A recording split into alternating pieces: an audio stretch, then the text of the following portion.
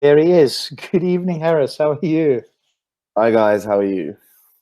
Very good, very good. Nice to have you with us. Thank you so much. Tell everybody what time it is over there, please. It's 6 a.m., but it feels like it's 2 a.m. because I came home pretty late. Probably about 3 a.m. I think I got home. Because for you, Friday well, is no more, right? Sorry? Because for you, Friday is no more. Yeah, well, that's correct. I mean, it's not a worshiping day for me. I mean, I worship a lot of other things on Friday nights. I would agree. So we super appreciate you coming on. Thanks for coming on. I mean, 3 hours sleep is crazy. My pleasure, guys. I'm sure you'll still make plenty of sense. Stops was just singing your praises there. So welcome to the show, Harris. I saw you on the debate on Abdullah Samir's channel, but please, if you would just share before we get started, share everybody a little bit of your story to whatever degree you're comfortable doing, so that everybody knows a little bit more about you, and then we can sort of get into having a chat. Yeah, certainly. Well, it's definitely, thanks for inviting me on the channel. It's definitely my pleasure to be on.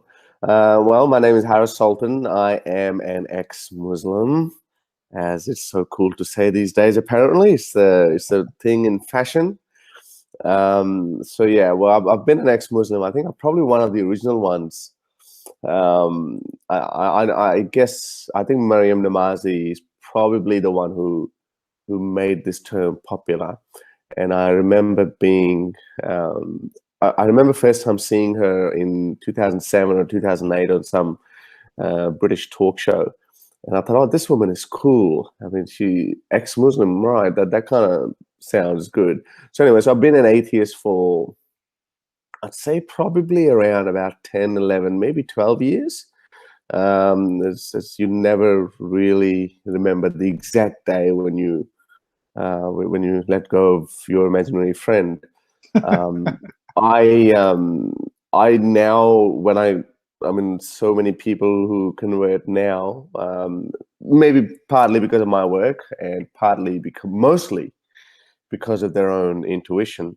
I think the kind of work that I do is obviously, I keep talking about Islam. I keep talking about the bad ideas of Islam, how these things are so bad, or how they don't make sense, whether that's philosophically or the obvious scientific errors in the Quran, and basically just and obviously the third being the morality being in Islam, being so horrible. So those three things were pretty much the things that pushed me over the edge. So that's what I focus on as well.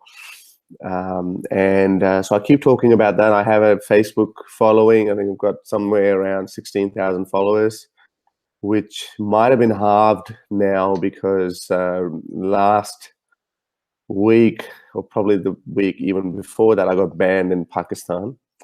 So the great Islamic Republic of Pakistan felt so threatened by a little man like myself that they had to officially request Facebook to ban my page.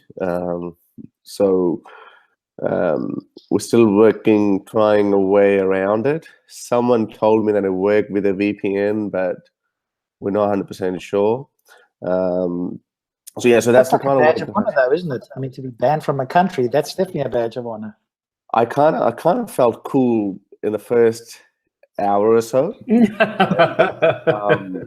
And then when I looked at the number of, like, the exposure, how many people my message was reaching out to, was kind of reduced a lot. So I thought, that's probably because a lot of people in Pakistan are not seeing my message. I think 35 to 40% of my following was in Pakistan. Wow. So yeah, so it is a bit of a disappointment. You're not the only one, though. Yeah, no, Abdullah's Gondal's profile was somewhat blocked in. No, come on. Titans TV is blocked in Pakistan now. Right. Okay. Yeah. There you go. So yeah, I mean, I guess it is kind of badge of honor because, like, I mean, you're now hanging out with the big boys. Unfortunately, crazy, isn't it?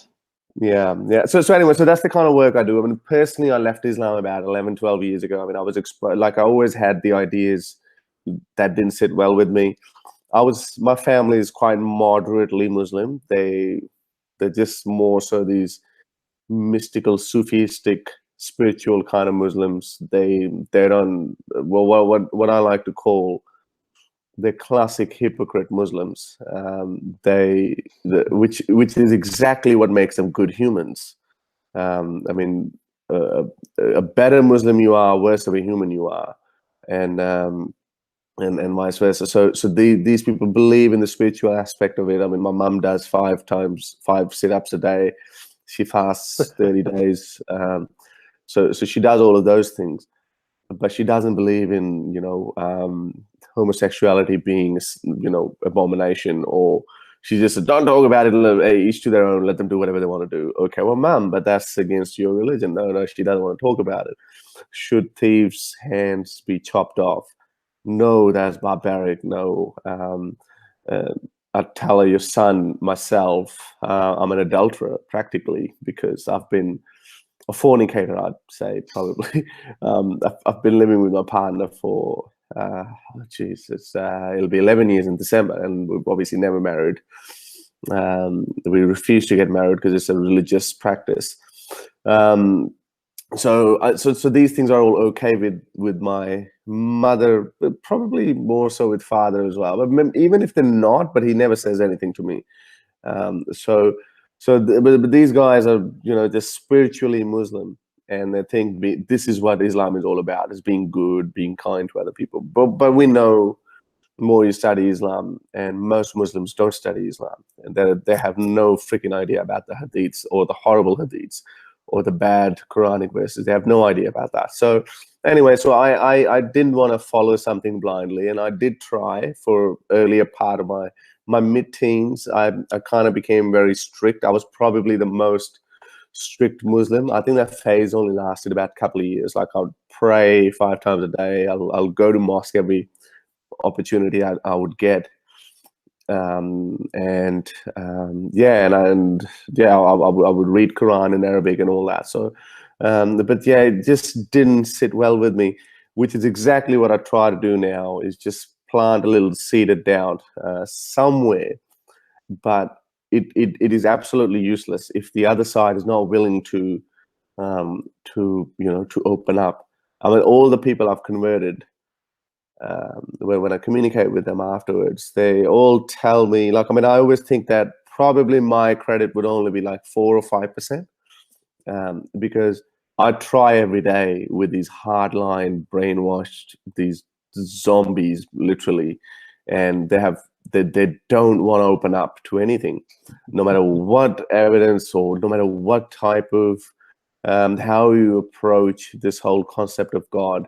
If they're not willing to open up, nothing will work. So, and which was the case in my case as well, that I was, I think I was always at the back of my mind. I always thought it just doesn't make sense. And then I just didn't have the counter arguments. I mean, you got to remember that this was happening in the late 90s. Internet was in its infancy. I mean, there was no Facebook, definitely. Google and Yahoo, Alta Vista, all these search engines were quite new, and you couldn't find as much material as you can. So I think I came across Richard Dawkins some part in early noughts. At first I found him, what a hellbound old fool. And then now I look back and I say, well, Richard Dawkins was very polite, for that matter. Like, I mean, especially now, the level at which we have taken the criticism of religion, I mean, it's borderline. It's just literally, it could not be fathomed back in my time. How can you talk about this? Let me ask you something. Yeah. One of the things you said is that you read it in Arabic. So are you fluent in Arabic? You can read the Quran, or have read it in Arabic? I have read the Quran in Arabic. It's a standard practice where every child reads Quran in Arabic. I can't read anything now. Like, I mean, I can a little bit, but I would make a fool of me. I can't even recite. I mean, someone would say that I'm actually lying to a point, but you got to again remember, because this is like almost like I stopped praying around 15, 16 years ago, maybe more, maybe 17 years ago. So there are very few verses from the prayer that I actually remember, like Kul Wallahu Ahad Allahu Samad being the only one that I think I remember because it's really short. But there's so many others that I just can't remember because I just haven't read them.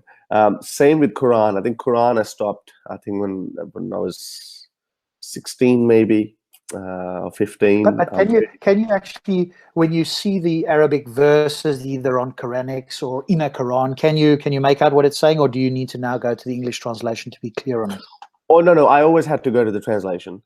Okay. So that's what I'm saying. So we could read it. We are taught how to read it, how to recite it, but we don't know Arabic language. So no, this is another huge dilemma in Pakistan, I mean, especially Southeast Asian countries, that they teach you, and it's virtue to recite Quran every day. It's not virtue to understand Quran, and I can understand now why they emphasize on that, because more people would understand it, more would be like, what the fuck is this shit, like, what are you talking about? So yeah, that's how it doesn't work. And so no, we could never understand Arabic. I would never have known what Quran is talking about. It's the standard. They teach you what to think and not how to think. Okay. Harris, Exactly. One thing, how much time do you spend today you always say that. anti-Muslim? Or let's say, no, this was a totally wrong question. That how is- much time do you spend at the moment thinking about Islam and your former time as a Muslim where you were not allowed to think like that? Because I find that I'm spending maybe 3 hours a week thinking about Islam. So it's not, a high priority for me. What about you? Yeah. Is Islam still a priority for you the way that it was when you were a Muslim? See, that's a difficult one. I mean, I understand the frustration of Muslims when they say, well, you've left Islam, so leave us alone. Just don't criticize our beautiful religion. Exactly.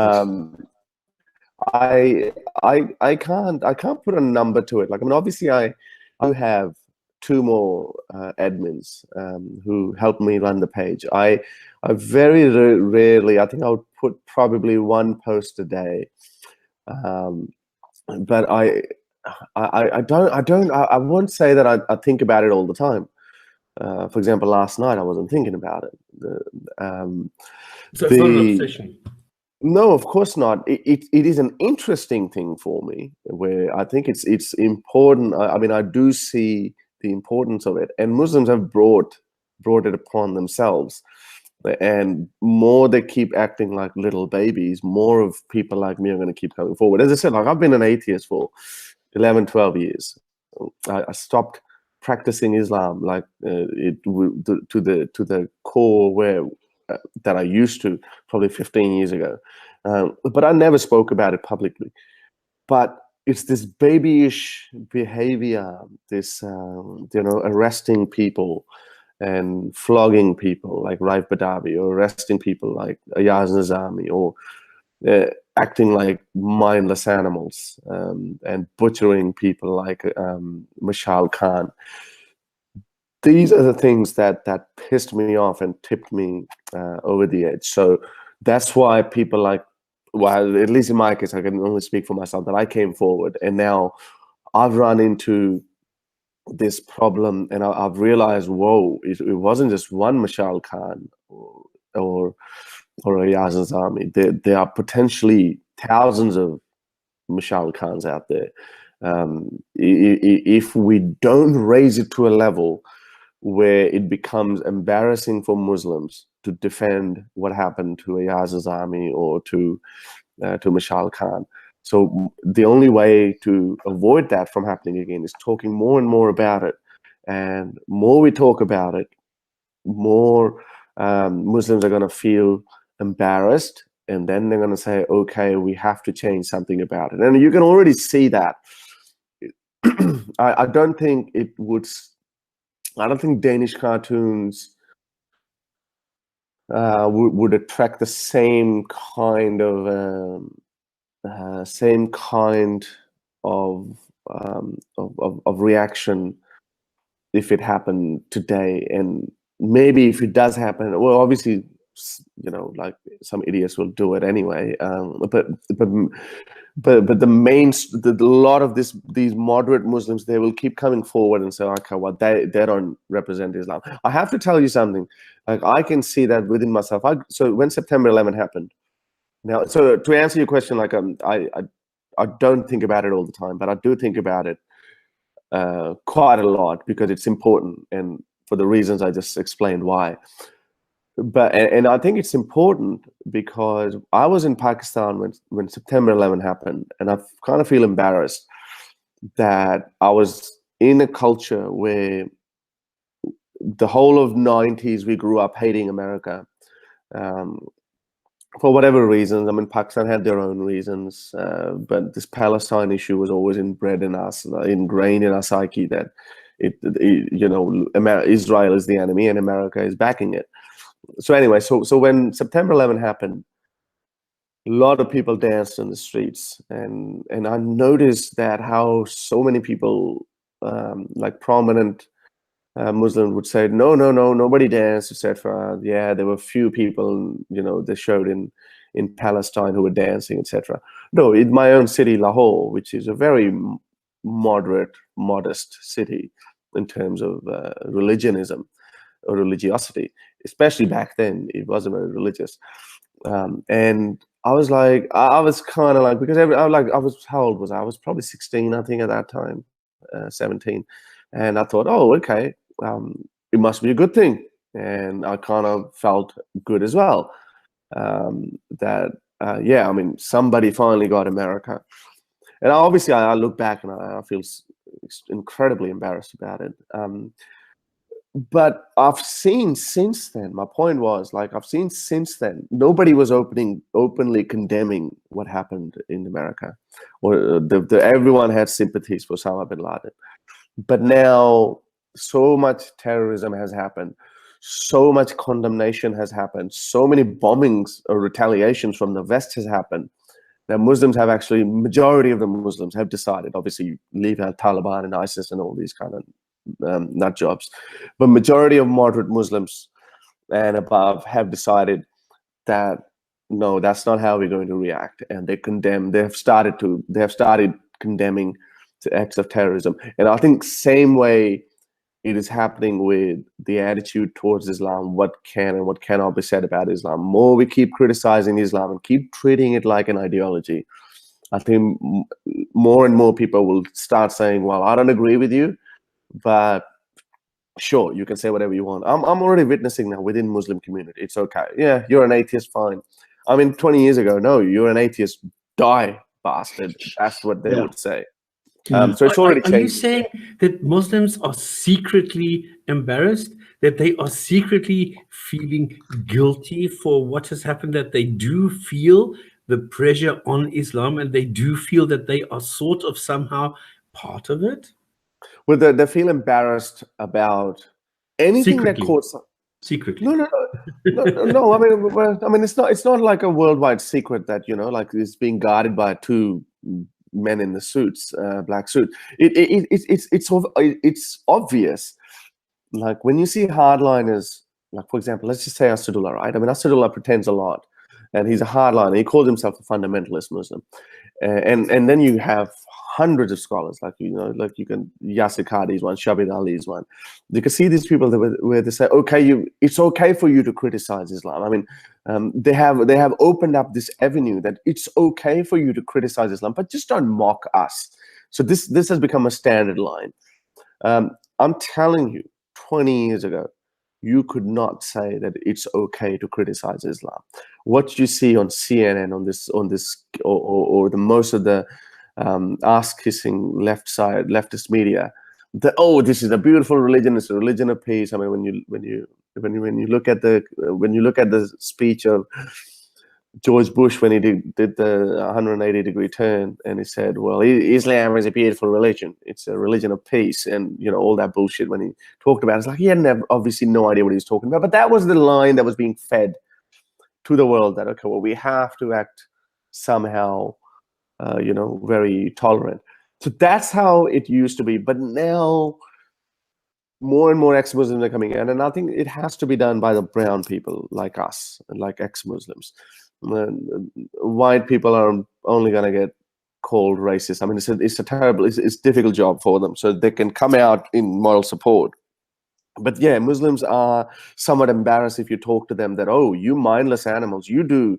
If we let you run the world, then you do what happened to Mashal Khan. Or you arrest people for simply criticizing or even questioning religion. For example, Yazan's army, perfect example. He's the main motivation for me to open my page, because he's roughly around my age. He wasn't insulting towards Islam. He was just questioning ideas. He was questioning atheism and questioning Islam, and he got arrested, right? He wasn't drawing cartoons of Muhammad, or he wasn't calling him pedophile or anything else.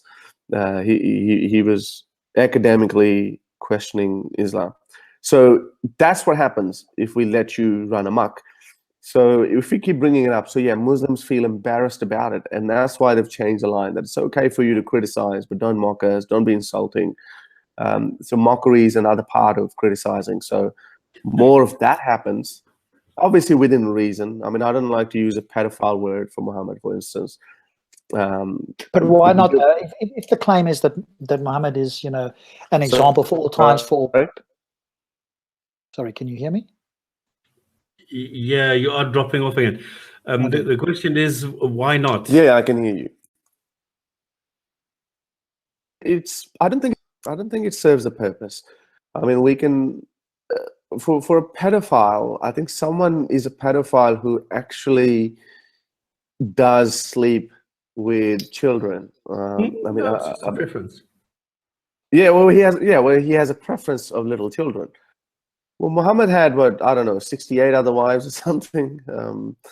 They were not. I mean, only Aisha's age was very young. So no. There were quite a few.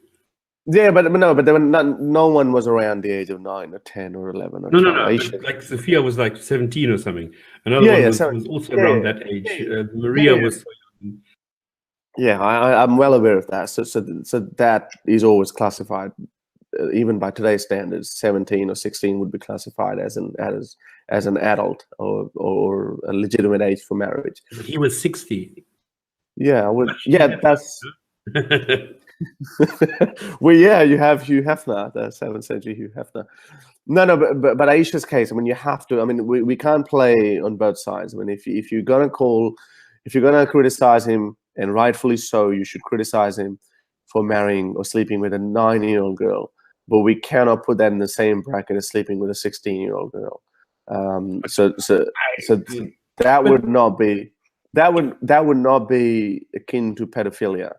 Okay, if you say that is not conducive, what would you say? Because I love your approach. I love what you are saying, because you have this experience, this hands-on, as it were, experience of what happens to the people when you confront them with certain things. What would you say is the best way of making Muslims today feel embarrassed? Is it ridiculing? Is it facts? Is it pointing out things? Well, no, facts are always the best tool. Like, I mean, facts are number one. I mean, I can't say that I always, just rely on facts, because you and I, we all know that Muslims are beautiful. Like, they have biologically evolved to deny facts or to ignore facts. It just somehow it works in their psyche. So I do somehow end up trolling them, like by embarrassing them, like my friend Barak, the flying horse. I mean, you would see that in the certain Muslims. I always bring that up with the flying horse, the end of splitting the moon. They cannot get away with it. But bringing up facts like, okay, well, Muhammad married a 9-year-old girl. That is every Muslim who can read or write in English, who can use a computer, who's literate to some extent. It just cringes just a little bit at that, and they don't want to talk about it. which is why you witness so many, so many of these, this amazing display of mental gymnastics from these Muslims, because they know that it is embarrassing. That's why they come up with, oh, she was probably 18. No, it was okay back then. So they try to justify it, but they know in their minds that it is never okay for a fully grown old man to sleep with a 9-year-old girl.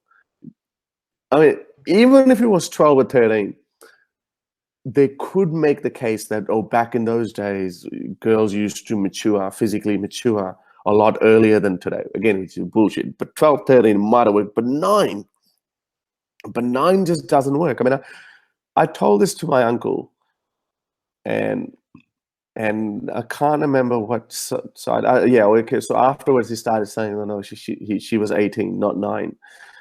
His daughter was 9 years old at that time, and she was barely 3.5 foot, 4 feet, maybe 4 foot tall, maybe. And I said, well, this is the age when if a 60-year-old man comes to your house and says, "Give me this daughter of yours," would you give him that? Of course, he would say no. And now, so okay. Well, even if Muhammad came and he said, "Well, give me your daughter. I want to marry her. This is Allah's will." What would you think? And when people put that into perspective, that's when they do. Then they're never going to admit to you. Like, as I said, they have gone past facts. They have gone past rationality and reason and common sense. They've gone past it. So they would not. They would then come around with a different bullshit. They were, like, for example, my uncle, for instance, started believing after that, no, she was not 9. This is how their mind works. Well, we know that Allah is the creator of billions of galaxies, and we know that Muhammad is the greatest man who ever lived. So if he's the greatest man who ever lived, he would not have done that thing. So that's how that hadith, or whatever knowledge we have of Aisha being 9, is false. But some people, it works for them, and this, I mean, it's a huge burden off your shoulders. You don't have to do all these gymnastics, and you don't have to lie to yourself just to keep holding on to your fairy tales. And that's why I find it extremely liberating. And I think those people, that's why a lot of people let go of it. And it does work. So I think that's my approach. Instead of calling him pedophile, using that loaded term. And I also don't think, I think for him to be a pedophile, he must have had a lot of other child brides. Because, I mean, we know all the pedophiles, they're repetitive. And that is their... that's how they sexually operate. So I think he must, like, if he was a chronic pedophile, then or like if he was diagnosed as with pedophilia, then he must have had a lot more 9, 10-year-old girls. That's my view. So I don't think he was even a pedophile. I think there's another theory behind it, that why he went with Aisha. I personally have a theory on that too.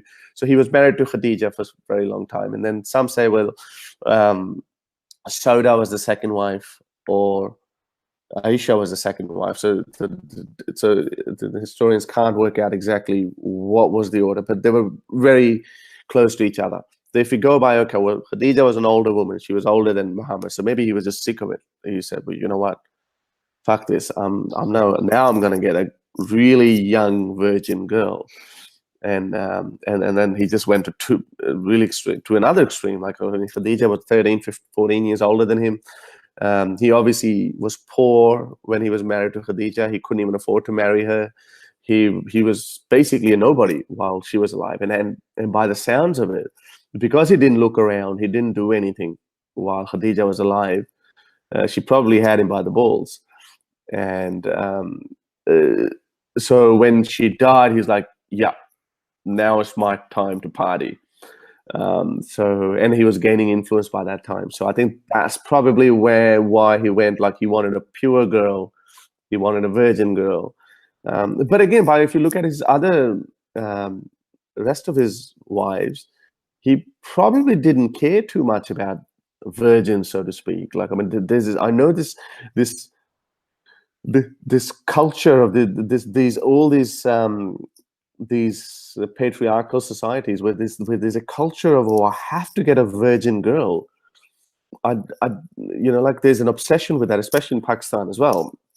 She has to be virgin. Muhammad didn't seem to be too bothered about that. So maybe that's why he just wanted one virgin. So I don't know. It's just bizarre that. So that's why I wouldn't use that term. But he says in a hadith, so he says, why you want to marry an old one? Why not marry a young one which you can fondle and things like that? So yeah.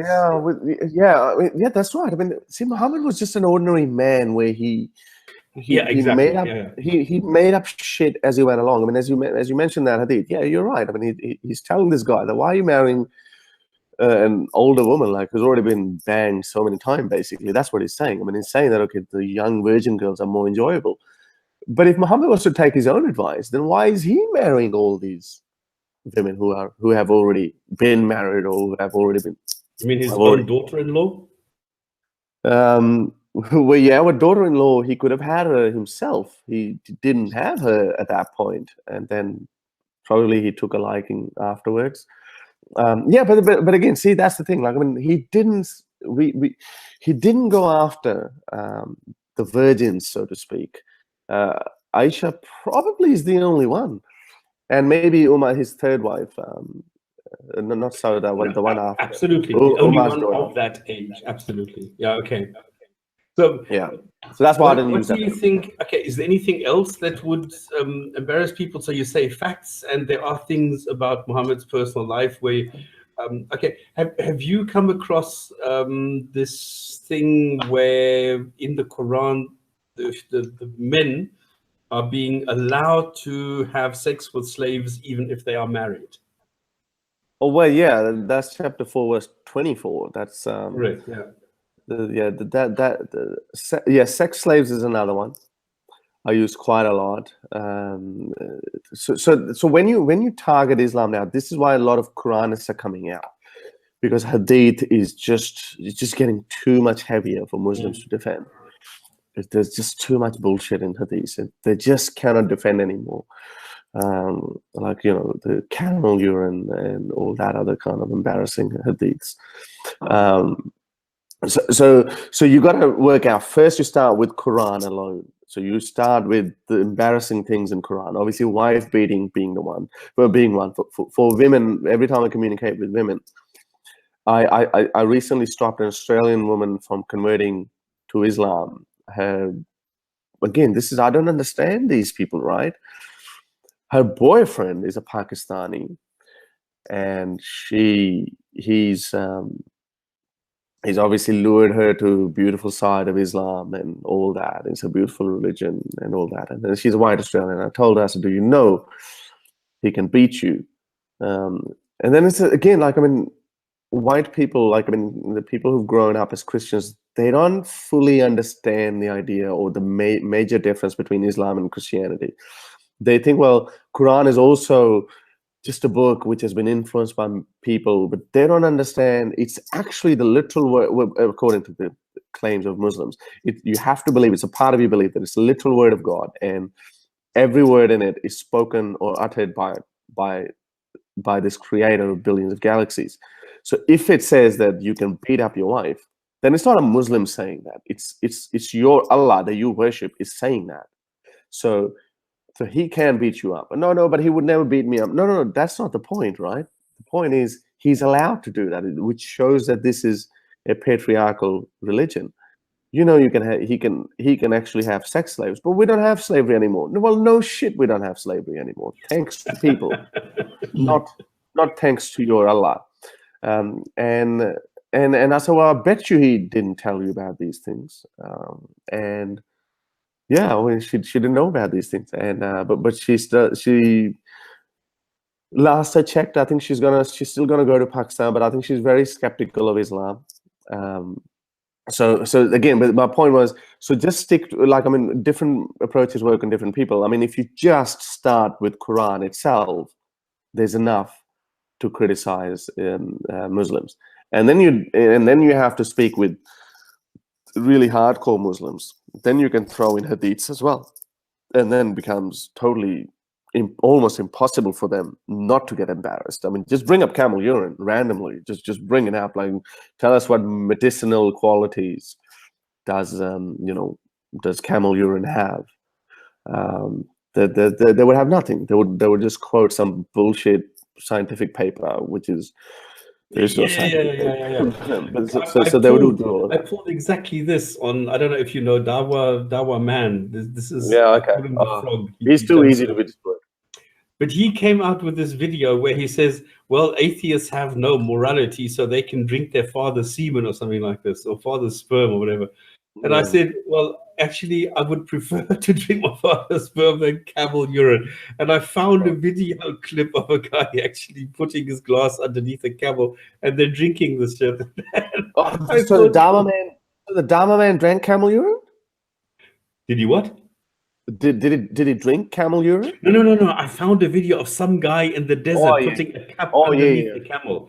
And I said, you are mocking atheists for drinking sperm or semen, but he doesn't know that. They don't even do that. But they don't even do that. And then somebody did exactly that. He went in the comments and said, yeah, but there's a study which says that camel urine has anti-inflammatory.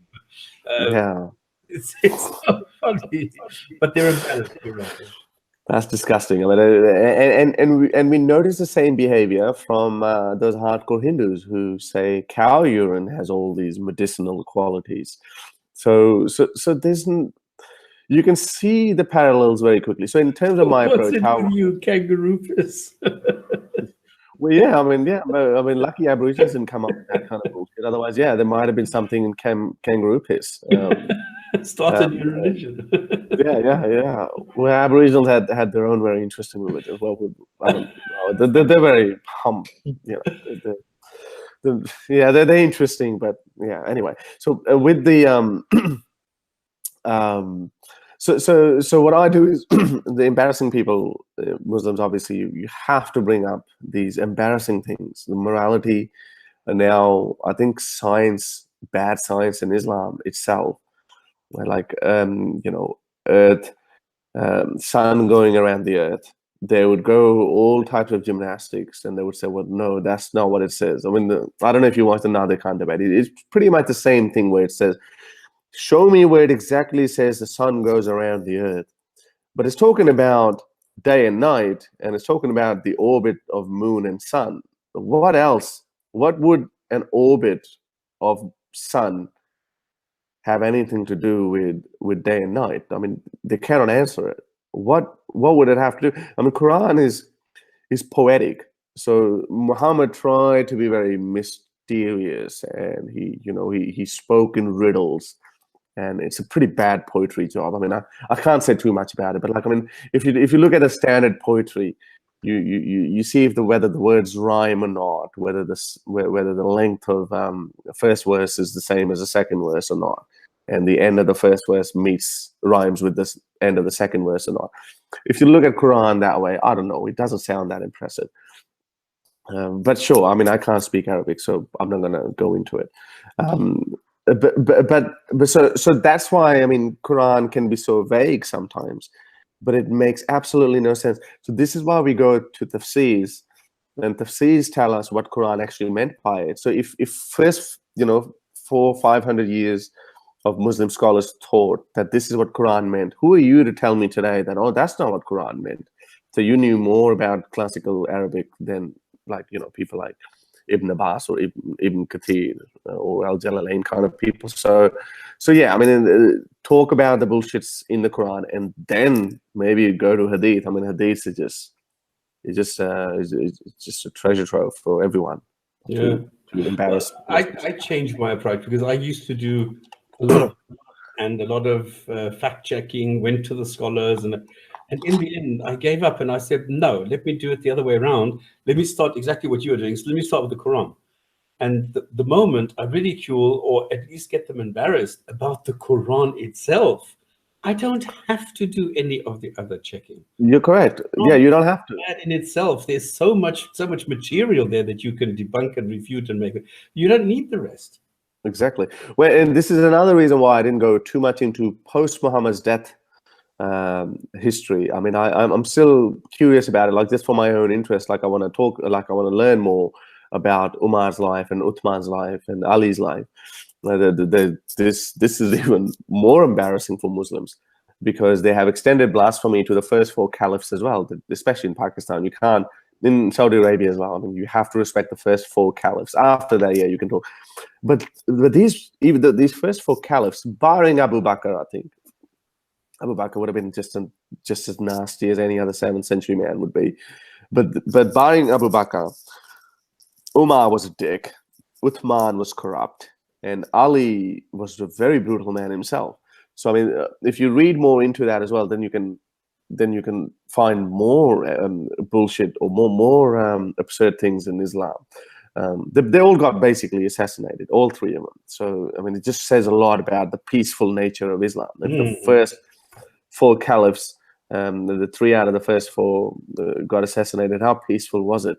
This religion of peace. So, but my point is, but then Muslims can turn around and say, and we can already see, as I said, like a lot of people are dropping the idea of following Hadith and the biography of Muhammad and just going to the Quran, and we can target Quran itself. So if you can target Quran, you've targeted Quranists, you've targeted pretty much every Muslim out there. Sunni, Shias, Sufis, everybody, yeah. Everyone's gone because they all believe in Quran. Yeah. So you don't have to go into Hadith. Okay, well, our tradition, Shia Hadith, is not that Aisha was 9 and all that. So there's a heated debate in the chat at the moment about what your performance was regarding debates. How much did you actually care about debating people? Do you have a lot of debates under your belt, or is this something that you sort of look at casually? I do look at it casually. Well, if someone asks me to do a debate, I'll do it. If there's a topic I feel quite comfortably about, quite comfortable in representing my views, I'll do it. So I think Nadir wanted. He's been asking Samir for debates, etc. And Samir asked me if I would be interested in doing that. I said, well, I'll do it. And I think Nadir, there was confusion of what date it's got. It was initially decided almost a month ago. So like I had the original hype in June that, okay, let's do this. And then it got pushed out and out and out. No, I'm not blaming Nadir for it. I think one of the week was actually our own misunderstanding. I thought it was okay next Sunday, but it wasn't next Sunday, but he meant the one after, or 2 after, something like that. So I think it got pushed back by like it was decided sometime in June and then being pushed out 8th of July or something. So I kind of lost interest in that. I mean, I had prepared my slideshow in June. But I've learned something from it, how important the format has to be, or how important the topics specifically have to be. Because I think that Nadir now, because Nadir's got a lot more experience in debates, I think I now see why he did what he did about 2-minute window. I mean, I want to have an honest conversation. So I mean, like we're having right now. That's the whole point, exactly. Yeah. So you can interrupt me anytime you want. If I say something that is outrageous or it doesn't make sense, you can cut me off and you can say, Harry, what do you mean by that? And then I'll say that, and then it still doesn't make sense. So we can have back and forth. It's a dialogue. Instead of making it some sort of a performance where, okay, that's 2 minutes, and no, that's it. Now my turn. And sometimes you can't get the point across within 2 minutes, and then it becomes a rebuttal. In a proper debate, you actually don't even rebut that many times. You give opening statement, then you give your first point, they give first point, and then they rebut twice, I think, and then they go towards the closing statements and then questions, etc. I mean, these are standard debate platforms, but this was different. It was originally meant to be only 40 minutes. So I was kind of disappointed by Nadir tactics, especially at the end. I think half of the debate, I think first half of my performance was, I think, quite, it wasn't as good because, and I read the comments afterwards where people were disappointed that I didn't bring up as many points as I should have, or at least all these points were in my slideshow. Like they were saying, we should have brought up why these Keith Moore and co did not convert to Islam, or where did it come from? Like Galen, bring in Galen in there, or all these other things. So I think that's where they were disappointed. But I think I had a very good point that we were talking specifically about the scientific inaccuracy of this verse. Like, where did Muhammad get it? That's a secondary question. Keith Moore, we could question it, but I think I had shot him down pretty early on, and Nadir didn't press on that matter. But then we got caught up on this part, which is in clear contradiction. But then it was a godsend, and that's where I got frustrated with a lot of people, that Nadir made a huge blunder. How many times have you witnessed a debate where your opponent, or where a debater, brings a reference that contradicts his own position? Oh, a lot. Okay, well, yeah, there you go. So when because that they don't happens, understand it. Like Subur, I've quoted Subur so many times because he doesn't even understand himself what he is quoting. This is the problem, and he's opposite of what he wants to say. But you need to understand it, and you can see they don't. Yeah, well, okay, with that, okay, well, in that case, fair enough, maybe, and I know that Nadir didn't understand. It was so simple what I was saying. It was so simple that I'm saying, well, your quote is saying bones to flesh, but Quran is saying flesh to bones. He's like, what? And it's so simple. I had to say it over and over again. And I think at some point he did understand what I was saying, and then that's when he shifted the goalpost. He said, "Okay, well, show me." Instead of admitting, "Okay, either my source is wrong or Quran is wrong," instead of admitting that, he said, "Okay, well, let's talk about your position that bones and a flesh form simultaneously." So I knew that no matter which scientist I quote, he's not going to accept it, and that's exactly what he did. He said, "Well, this guy's saying that on some message board. What? As if that is meant to lose." Excuse me. As if that's meant to lose any value. Like, if Einstein was alive today and somebody asked him a question about relativity and he answered it on the message board, would you say, "Ha ha ha, that's just a message board"? Yeah. No, you would not. You'll take it. The actual scientific jargon is so complicated. So, and I still don't doubt the reference that Nadir used would be from a legitimate. It's not scientific paper. No, it's not. No. Oh, okay. It's a lifestyle magazine. It's a fashion magazine. Right. Okay. No. But was it written by a scientist or not? Yeah. The way that it works is he's a dumbass. Okay. Number one, he quoted a lifestyle magazine, which gives you fashion tips and diet tips and what your body needs to look good in bikinis and things like that. But they how fasting is good for your body and all that. From a scientific site. Yeah. So the quote itself was correct, and this is the problem. That's what I was saying. He did not understand what this was saying, and that this was actually saying the opposite of what he was trying to bring across. Yeah. Well, that's exactly what I'm saying. So that's what. So whatever the quote was, I don't doubt its scientific integrity, but I know that. Exactly. But I know that would have been too specific, and it must have been taken out of context, because there's so many others that I've looked at. The argument, the scientific position is very simple on that. It says that the bones and flesh and muscle and tissue, everything derives from mesoderm cells, and that shows up very early on in the embryology, in an embryo, all types of mammalian embryos, and as a result, as mesoderm cells get bigger or evolve within the embryonic stage, cartilage and tissue starts appearing simultaneously. So when you actually look at the actual embryonic paper, like I have one of the followers who is a doctor, and she's specializing in embryology. She sent me a textbook. I think I posted that. I don't know if you've seen it. So she highlighted the paragraph to me that said exactly the same thing. So, well, actually, I didn't understand that because there was too much scientific jargon in that. And that was my point. We don't understand especially with biology, this biological jargon, with normal people, we don't understand that. So what is the solution to that? We can ask a doctor or an embryologist, what does this mean? And he's going to tell you, well, this means bones and flesh form simultaneously. Waha, that's it, job done, right? So, I mean, and there's this huge paragraph, 7 or 8 lines, full of medical jargon, and it went right over my head. And I'm sure it would have flown right over Nadir's head as well. And Nadir would have said, show me where it says that it's the bones never come before flesh.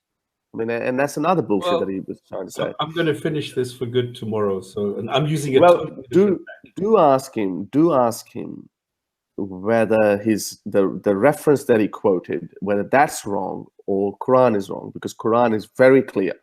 Yeah. The flesh, the clot, turns into a lump. All the classical tafsirs refer that lump as a piece of flesh. I did my homework. Chewed flesh. Sorry? Chewed flesh. No, not really. I mean, this mugda, I think that's the word mugda, that means chewed in some translations. But this is what they always do, yeah. Yeah, but yeah, okay. Pretend like the somites are part of the skeleton, but they're not. Yeah. Well, chewed or no chewed. I mean, and that's another bullshit. I mean, that's again, like, I mean, I think I handled it. I think Nadir was quite defensive earlier. Like, you did, but he didn't understand it, and then he is so slick that he manages to turn it around. This is the problem. Yeah, that's. I mean, that's his intellectual dishonesty. But my point is, again, I did not even let him go to this other bullshit that, okay, well, it's a chewed substance like a chewing gum. I showed the picture. I didn't let him get away with, he only said it once. Oh, look, alaka means a lot of things. It means leech as well. I said, no, it doesn't.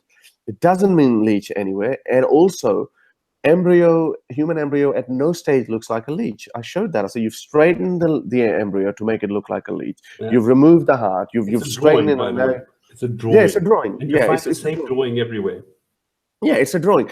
And then all of a sudden, the next one, it shows, well, look, when it wants to show the vertebrates of it, to show the bone part. And they say, well, now human embryo has gone back to its original shape, like a curled up. Yeah, exactly. Yeah. I said, why are you not straightening it now to make it look like leech? It's only a week apart from each other. So that's intellectual. So he didn't even go around that. And I think him saying that, I mean, I can't do anything what he says. Like when he said, show me a verse or show me a scientific paper where it says bones never come before flesh, or flesh. I mean, how does that work? I mean, that's literally saying that, show me a scientific paper that says a lion is not a dog, unless it shows. Unless it says that in a scientific paper, a lion could be a dog. But science doesn't tell you. I mean, but then what else is science? What else is going to say? Well, bones never come before flesh. Nails never come before flesh. Toes don't come before flesh. Lips don't come. Well, what else are you going to? You don't. That's not how it works, right? So you just say how things are, and then you work out how things are not. So that's how you work out that. Okay, well, there is, bones and flesh form simultaneously. Any other position, whether bones come before, flesh comes before, that's irrelevant. But the thing is also, there's two things I would like to say to this. Number one, even if you personally did not bring all your points, even if you personally did not manage to get everything across the way that you wanted it, does not in any way mean that the Quran is right. Okay? That's number one. Number two, have you taken a liking to this? Are you going to do more of this? Because you're starting to learn and you look quite keen. You're getting very animated when you're talking about this, that, like you think, yeah, I've seen now that I do this and I could do better than this. Are you going to show us that you could do better? Well, I mean, I'm not going to back down if someone asks me for a debate. So I did ask Asadullah for a debate. Oh, come on, he's another idiot. I mean, this is he's a massive idiot, but he thinks he's full of himself.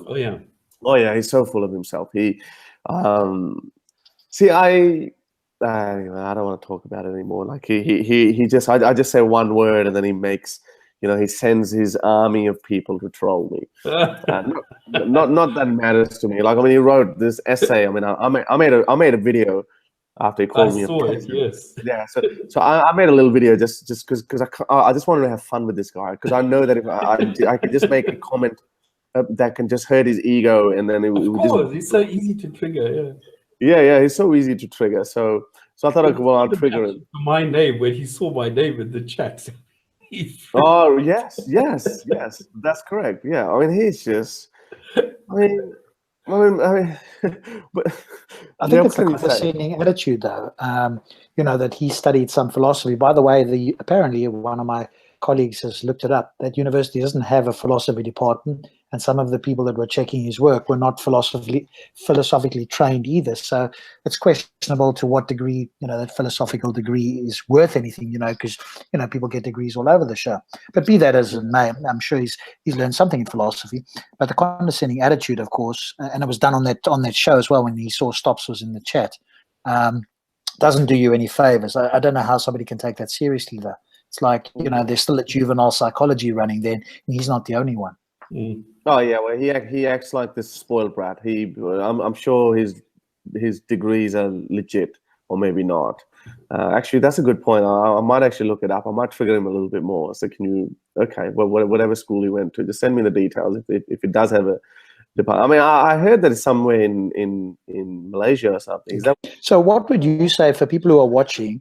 What do you think is some of the stronger critiques against the Quran? So if you were coming in and you were wanting to have a discussion with a Muslim and show them, where you feel like the Quran is lacking, if we put it charitably, what do you suggest is sort of some of the stronger critiques? Well, the scientific errors is the biggest one. I mean, you just cannot imagine the creator of billions and billions of galaxies, who's created so much. Like, he must be beyond intelligence that we can even imagine the term intelligence. He cannot utter those lines of stupidity that we find in the Quran. So that's number one. That just every Muslim would agree with you as well, that Allah cannot say anything that is scientifically inaccurate. Where they do disagree with you is the interpretation of it. So, for instance, like embryology is like, it's an open and shut case. I mean, Keith Moore destroyed them, really. But then the vague verses, like, for example, sun going around the Earth, the heliocentric. Sorry, the heliocentric is okay. The geocentric model that Quran proposes. It's not. It doesn't explicitly say, but there are 13 verses that all talk about day and night, or the shadow moving, and the mention, and then the next part of the verse mentions the orbit of the sun. The sun only has one orbit, which is around the Milky Way galaxy. It has absolutely nothing to do with the day and night. Any intellectually honest person can see that. But Muslims will turn around, like Zakir Naiks and all that. They will say, "Whoa, sun spinning around its axis. Well, that's a bit of an orbit, because there's a little bit of a wobble." So, like, it's a very little wobble.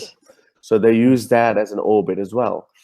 Which surprisingly, of course, nobody knew until recently in science. Yeah. And it always changes. But you might, and you're right, if they're going to go with a scientific, then that's a very strong argument. But I notice now some of the quote unquote academics, in huge inverted commas, just deny that now. We've got people like Tortoise and many others like that going, no. They've obviously been rebutted so strongly now that they basically, and they've turned it around. It's interesting, they've turned it around and saying, no, don't try and use the Quran with science, because science is always changing. It's not as if the Quran is wrong. It can't be wrong. So science is always changing, so don't use science. I mean, that's obviously disingenuous, but at least it stops that sort of nonsense arguments. But that's what they're doing now. Yeah, with that one, okay, well, it's because Hamza can't deal with the embarrassment that comes with it. That, as I said, like the Quran must have meant this tiny wobble of an orbit the sun has, instead of the orbit, which is more obvious that it must be orbiting around the Earth, because that was a common view. So Hamza probably got sick of it. I mean, he also used to talk about science, and I don't know if you remember or if you ever watched. He did a debate with Pervez Hoodboy, who's a Pakistani physicist, a brilliant physicist, and he demolished him. Larry Krauss demolished him as well when he said, "Well, you have no idea what you're talking about with physics. I mean, physics is complicated, right? I'm not gonna fucking stand there and argue with him about the freaking, the cosmic rays and the Hawking radiation or whatever, or M theory. I'm not gonna talk about it, right? Because I'm gonna make a fool of myself." But these people think that they can take out certain lines from a theory and then they can fit that in and they can use that, mix it up with Quran, and they think that they can go with it. So that doesn't work that way. So that's how they go. So Hamza probably got sick of getting embarrassed by genuine scientists or people who are educated in science. So that's why he dropped the idea. But it's still disingenuous though, because he's saying that we, that we shouldn't use it. So he's only saying it as a tactic. He's not acknowledging that these verses are scientifically inaccurate. I mean, so he's not admitting that. I watched this whole lecture on that Samir sent it to me. So I said that makes his position even more muddied. Then what are you saying? Are you saying that there is no science in Quran, or the science in Quran is actually flawed? So I don't understand his position that well. No, I think from my understanding, Stops can come in here because actually Stops, interestingly, he can tell you a story about, he chatted to Krauss prior to that debate. So he's got a little bit of knowledge he could share with you. But it seems to me that they are basically saying, it's a book of signs, not science. And those claims are not you shouldn't be making claims against science because, quote unquote, science is always changing. So where it contradicts the Quran, we shouldn't do anything because, the inference is that it will in time just match the Quran, because of course the Quran is timeless and absolute, and it's just us humans who are fallible, and science is the same way. So don't go do that. Just stop going with the science at all. So basically he's saying that one day science is going to discover that it is actually the sun that goes around the earth. So basically that's what he's saying. This is one. There are different ways of doing it. There are some people who are saying one day science is going to catch up with the Quran. What Sources is doing, he's saying, no. It's multi-layered. So the way that it's worded is ambiguous to the people in the 7th century. It starts making sense at some level to the people in the 15th.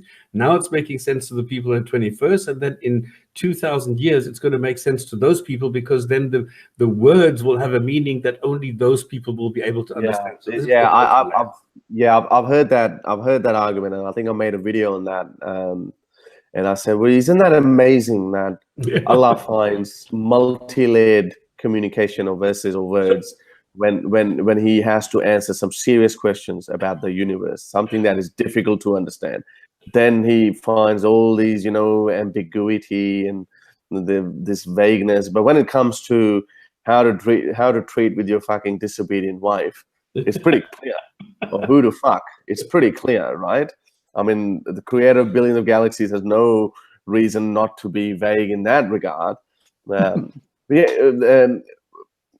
mean, sex slaves, right? I mean, sex slaves is another one that I throw in quite a lot. There are no slaves in the Quran. Didn't you know? They're all volunteers. Yeah. Yes. I mean, this is... Okay, this apologetics that we get from the other side is just something like, okay, maybe, I mean, if I was a slave, I would prefer to be a male slave than a female slave, because I would not want to fuck a 60-year-old man. And you also wouldn't want to be a slave from Africa, right? Because you'd get castrated, right? Yeah, that's correct. So I would like to be, let's say I'm an Indian slave and I have a choice either to be a slave in the Roman Empire, and by Roman Empire I mean Rome of Caesar and Nero and Caligula in those days. Or actually, no, Caligula shouldn't be compared with Julius Caesar. Maybe Caesar and Augustus Caesar in that era, or the slave of Muhammad. But again, you have to be brown, so you have to look like Muhammad, and you have to be male. I think I would pick Muhammad in that sense, maybe because so that is okay. So that part of Muslims is justified, where they say, well, yeah, we have slavery, but it wasn't as bad as the slavery in Roman Empire and the American slavery. Yeah, or American slavery. I mean, I think Yasser Qadhi, I watched his lecture and saying that. He goes, when people talk about slavery, they think about this American slavery where black people are being whipped, where the bones are visible. But that's not how Islamic slavery was. Yeah, Islamic slavery was very nice. There are actually some hadiths where actually do say that, okay, where Muhammad encourages freeing of slaves. Muhammad does encourage give them good food and everything. But again, slave is a fucking slave, right? He's still your property at the end of the day. My point is, my point is, if fallible humans like the 17th or 18th century humans could come up with a system where slavery can be outlawed, why could this, immense, merciful being, how could he not come up with that? I mean, Abraham Lincoln, if he just solely, I know he's not solely responsible for abolishing of slavery, but let's just say he played a huge part in the abolishment of slavery. Abraham Lincoln seems to be a much better human than Muhammad, for instance. I mean, he single-handedly, or maybe, as I said, with some help from some other people, destroyed slavery. And but Muhammad couldn't do it. What's so special about it's the test? Yeah. Well, Muhammad failed in that test then. Yeah, but the thing is, if you look at the Quran, okay, we're talking about an all-powerful, all-knowing God, okay, and this God is too stupid and too obtuse to actually understand that there is something wrong in the Quran. Why doesn't he update it every 15th of July so that it represents the latest knowledge and actually gives us a little bit more that we can aspire to, a little bit of advanced knowledge that we can progress or something? No, it's always us finding out things that in the past it was said that today it makes sense. Why not do it the other way around? Why can't a God go and update the book if it's all powerful? It's just amazing that, I mean, again, see, Muslims try to avoid scientific conflict as much as possible. Like, I mean, for example, Christian view being 6,000 year old, Earth being 6,000 year old, which is obviously as absurd as anything. And Noah's flood being global flood, again, another absurd claim. But Allah, I know Quran doesn't say global flood, but Quran also, I mean, if you applied Nadir's logic, Quran also didn't correct the stupid Christians that the flood was not global; it was only localized flood. So Muslims latch onto these things, the vagueness, and they say, no, Quran doesn't say global flood, and we know because global flood is not possible. So they say, so they use that and they avoid the scientific conflict as much as possible. Actually, it does. And sorry. Actually, it does. What does? It mentions a global flood. Well, Quran? Yeah. No, it doesn't mention a global flood, though. I mean, it mentions... Because it says the earth opened. It doesn't say the earth at a specific moment or a specific region or something opened. It says the earth opened. And the water went higher than the mountains. Remember that the Pharaoh's son...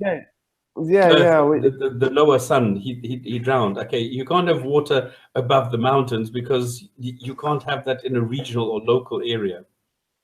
It also says all the animals of the world were on the boat. So if all the animals of the world were on the boat, then it was global. Okay, all right. I might have been looking at it incorrectly then. Okay, all right. See, Muslims had one on me then, where they managed to convince me that that no, it doesn't use the word global, because I actually did read a lot on that, and I read up. But yeah, you're right. I mean, if so what are the wordings? So it says it went over the mountain. So I mean, let's just assume it being Mount Everest, being the tallest mountain. So if it doesn't have to be. It doesn't have to be. Even if it's just a mount. What's it called? Ararat. No.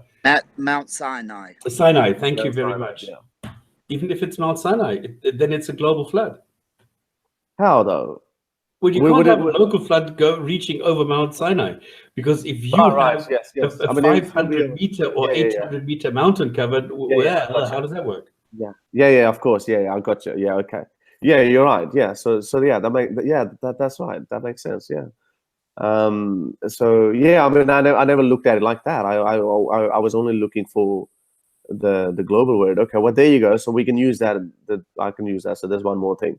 But Muslims actually try to avoid that. So even with that one, they would have avoided that. Okay, well, it doesn't use the word global or etc. So again, gymnastics, all we're too familiar with. Exactly. But this is the thing, you need to be so skeptical, you need to be so careful, you need to really, and this is the point that I'm always trying to make. This is what I told Woodboy as well, what I told Kraus. You need to look for individual words, because they harp on words. The way that they go and say, well, it's a barrier, and it's a barrier. And if you have so I use that against them. In the Quran, and you find the word barrier in another book, that means the Quran is already validated, even though it's used completely different. But the word barrier is in the book. What's the spin? What's the spin? Have you heard? I mean, I use barrier as a literal barrier, like it's some sort of a fence. Well, fuck you. Show me a fence, because the water actually does mix under the surface. Well, this is something I'm going to spring on our friend Nadir tomorrow, because he is not aware. Well, I can tell you this now. He is not aware that we have talked before, and I educated him on this, but he doesn't know who I am. Okay, so he still thinks he's talking to somebody who has no clue, who doesn't know his status. He doesn't know that he's talked to me. He thinks he's talking to Ibn Abbas. I think this is a photo of Ibn Abbas. No, he's talking to some nobody. Yeah. Okay, well, the biggest one that I use in barrier. Anyway, I don't want to let it get out. Actually, I can, because you probably might not know about it. Like, you might not be aware of it. I mean, the biggest weapon against this salt and freshwater fallacy is, if we were to accept Quran is true, that fresh water doesn't mix with the salt water, then we don't have to worry about the rising sea levels, right? We don't have to worry about the half the planet getting inundated, or the coastal areas getting inundated. It's much simpler than that, because we have the salt water in the ocean. You have the fresh water coming in. Where is the fresh water going to go if it doesn't mix with the salt water? No, that's exactly what I'm saying. Yeah, no, that's exactly what I'm saying. So, I mean, the Muslims are saying, well, it's not going to happen. So why are the sea levels rising then? So that's the whole point. No, they have to. They should have been rising for millennia, because the water can't go anywhere if it doesn't mix. That's what I'm saying. So I mean, it does mix. That's why the sea levels rise, and why they don't rise. No. Well, how? So where are they going to go then? So where does the fresh water go? If they do mix, okay, then the water does not rise. If they don't mix, you're going to have all the fresh water and the rain always coming in, adding more water, because it doesn't mix with the salt water. So you're going to have the same amount of salt water at the bottom, because it's more dense and heavier, and then the fresh water coming in on top. And then what? No, but fresh water does mix with salt water. You do know that, right? That's what I'm saying. Thank you. Oh, you don't know me. You don't know my video where I actually take a glass and I say salt water here. And then I add the oil and say, this is what we should be seeing. The oil should be on top, but we don't, because they mix. But the thing is that if it would mix, because salt water mixes, the oceans don't rise. It's only when you add ice from the caps and everything that is bound in ice, which then melts, which makes the oceans rise. But if it weren't for that, they wouldn't rise. But if the salt and the fresh water would not mix, then the level of the salt water would not decrease, because it would be at the bottom. But isn't the ice water fresh water as well? Yes, I mean, the polars. But if that doesn't melt. But with the earth warming up, they are going to melt, right? That's the biggest fear, right? So when they do melt, where is that water going to go? It's going to drop in the oceans, and hence the oceans are going to rise. Yeah, but they're going to rise even if it mixes. So there's no difference. If you add water, it's going to rise, whether it mixes or not. So the differentiating factor here is, even if you do not add the polar caps or any of the water bound in whatever mountains, whatever, if all that stays, if the amount of salt water remains the same at the bottom of the ocean, the rivers are going to be pumping in water all the time. Yes. So it should have been rising for the last 50 million years. Yeah, but there's a water cycle though. I mean, then it rains, and then when the glaciers get frozen again, and that's why the water gets sucked out again. So Okay, but there's it a should water be all cycle. sweet water. No, but yeah, but I mean, It's at the bottom. But when the water evaporates, when it forms clouds, when it goes into cloud, that is sweet water. So and then when it rains on the land and it becomes rivers, etc., then that is all fresh water. Exactly. What is the taste of fresh water? Sweet, as opposed to salt. Yeah. So sweet water. Yeah, but that's then what I meant. all the salt water is at the bottom, and it's only sweet water at the top. So how come the oceans taste salty? Is that what they're saying? No, that's what I'm saying. Because salt water is heavier. So if salt water is at the bottom, and exactly what you are saying, evaporation, clouds, moving, precipitation, and then moving back. This is all sweet water. The ocean should be full of sweet water. No, but okay. Well, I don't know. I don't know. Well, what's the word for it? I mean, I read one journal on that where it explained quite a lot how the estuaries, is that how you pronounce them? They have higher and lower density. That's why it appears on the surface that they're not mixing, but underneath the surface they are mixing. You have vertically stratified estuaries. Those are totally different again. So the Quran is wrong on various levels. Oh, of course it's wrong. I mean, Quran simply says, but there's a barrier and there are a mix because that's stupid. Because even when you're flying over any part of the world, and you see where the rivers falling into the ocean, you can see the different coloring of that. So Muhammad would have seen something around, I don't know, and he would have seen, oh, okay, well that river is falling there, and it has different coloring. Aha, that's why river is fresh, because he didn't know the rivers were downstream. It's the rivers that are falling into the ocean, and not the other way around. Has got my point. Thank you very much.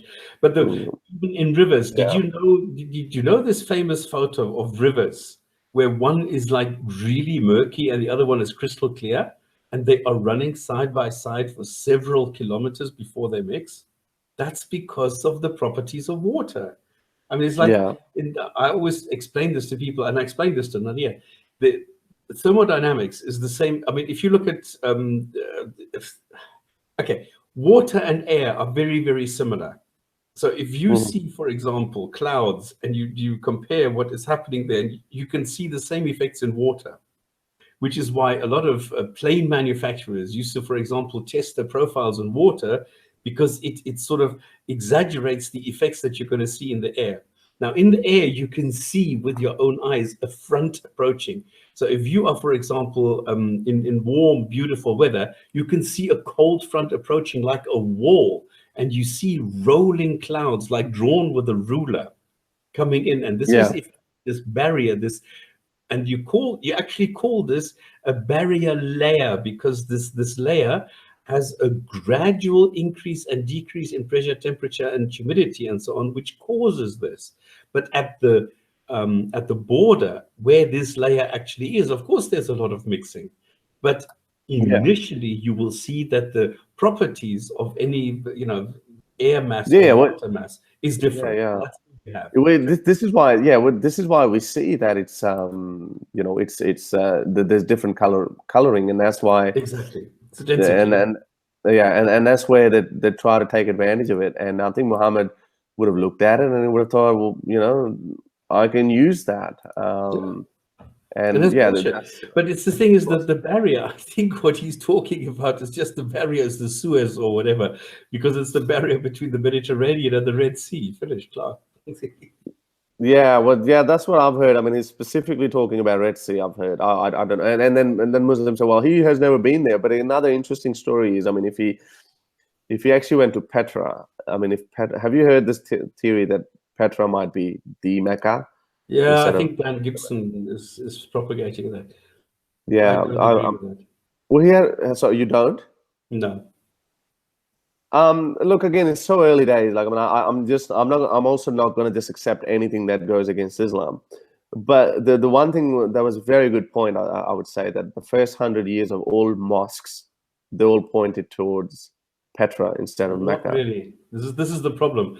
They go much further west, southwest. So not exactly Petra either. Correct. So you mean it could be more so bad geography, really? Okay. Do you know where Eilat is? No. Okay. If you look at the trade routes, the most logical path will be actually going past Jeddah, and then at the end of this pocket, just before you reach Suez, you turn right and to the north. And there's a little, what I would call a natural port. And this is the mouth of the Jordan River. So what you can do is, if you have a port there and you deliver your goods there, that's where you put them onto the caravan, and then they just follow the Jordan River and go up into Syria. And this is where you come across the Dead Sea, and this is now where you come across the sentence in the Quran where they are passing the statues of Sodom and Gomorrah by day and by night. And then it makes sense because you have the sentence in the Quran. So to me, the way that the Qibla was facing in the beginning, there is no real direction in the beginning. They're all over the show. Then they sort of go to a place which is more or less just a bit north of Eilat, somewhere on the Jordan River, but not exactly Petra either. And only later then it gets moved to Mecca. Right. Okay. Well, that makes sense.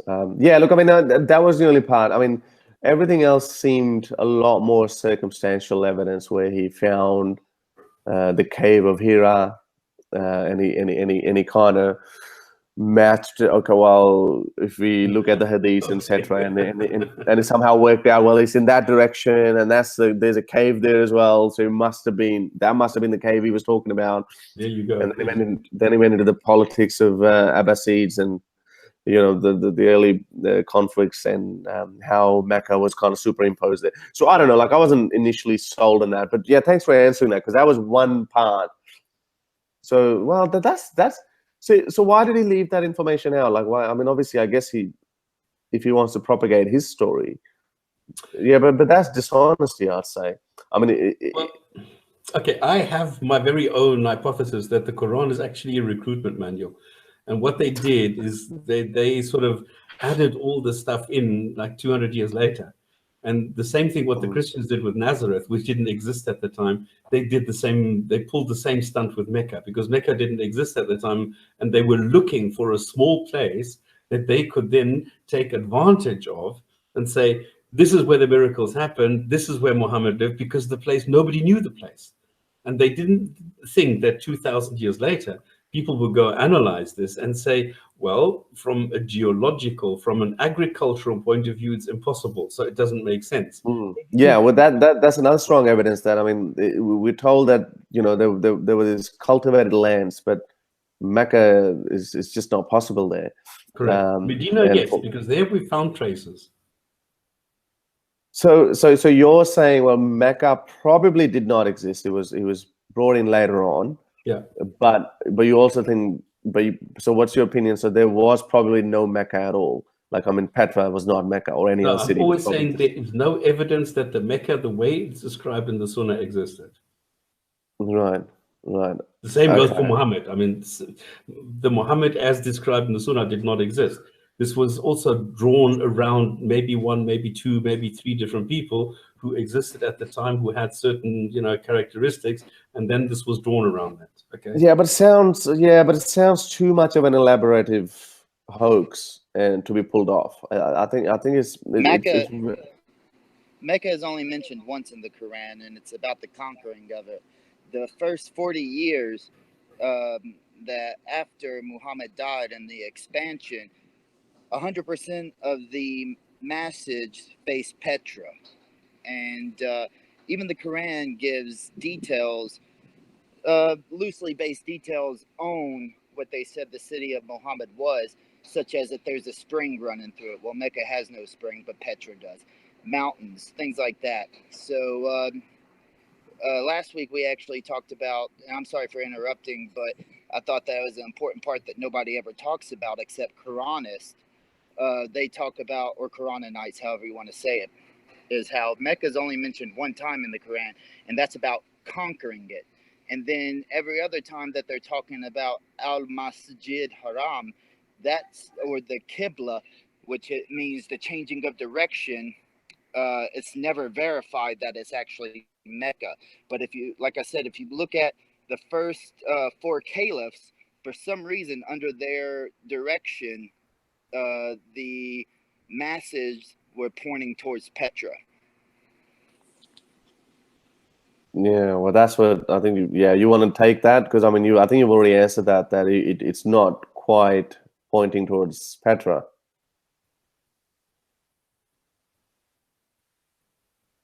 Oh, was that Stops that was saying that? Yeah, I think Well, Stop was saying. Well, whichever way, it wasn't pointing towards Mecca. That's the main thing, isn't it? No, yeah, that's what I was saying. That the first 40 years after the Muhammad's death, every mosque started pointing directly towards Petra. Online, even Quranists suggest one. His name is Sam Garens, Sam Garens, and he's a former Christian turned Muslim. Actually learned Arabic, rewrote the whole Quran according to his belief or whatnot, his verbiage. And what he's even said is, you know, you go, and he's found videos too of the oldest masses always face towards Petra. And it wasn't until the collections of hadiths before they were actually collected, such as in the time of al-Tabari, who was collecting hadiths, and they weren't authenticated because Tabari was about 100 years before al-Bukhari. So he was putting in hadiths that later became Hassan, Daif, and such. But even during his time, most of the mosques were pointing towards Petra. But once he started collecting all these stories, and Mecca was getting involved, because Mecca is the only city inside of the Quran was actually mentioned by name that wasn't allegedly destroyed by Allah. If you think of it that way, that's kind of how the mythos would come into play, that every other city mentioned in the Quran was destroyed by Allah, but Mecca is the only one that wasn't. But are you saying that all the mosques pointed towards Petra in the beginning? Yes, for the first 40 years, every mosque pointed towards Petra. Okay, I have different information. That's, yeah. Yeah, I mean, even like I said, the Quranite, Sam Garens, I'm not a huge fan of him, but I do watch his stuff because he That's interesting, absolutely, yeah. Yeah, that's what I was saying, Stop. And it actually takes, if you put it into perspective, that every other city mentioned in the Quran was destroyed, Mecca, then you can kind of see how when they start gathering all these stories about Muhammad, the mythos would come into play. How it would be, oh, well, the only city that Allah didn't destroy that's in the Quran is Mecca. So that must mean that al-Masjid Haram is Mecca.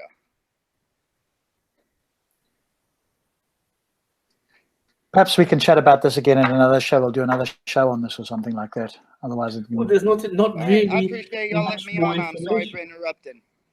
Because you have Dan Gibson putting this forward, but I think it's pretty weak. I think, yes, there are some indications. Yes, there is a lot of evidence that shows that Petra was, I mean, the Nabateans were much, much, much more advanced than any other nation around them. Absolutely. And the influence of the language and the trading and everything is absolutely there. And they were at the center of the trade routes, absolutely.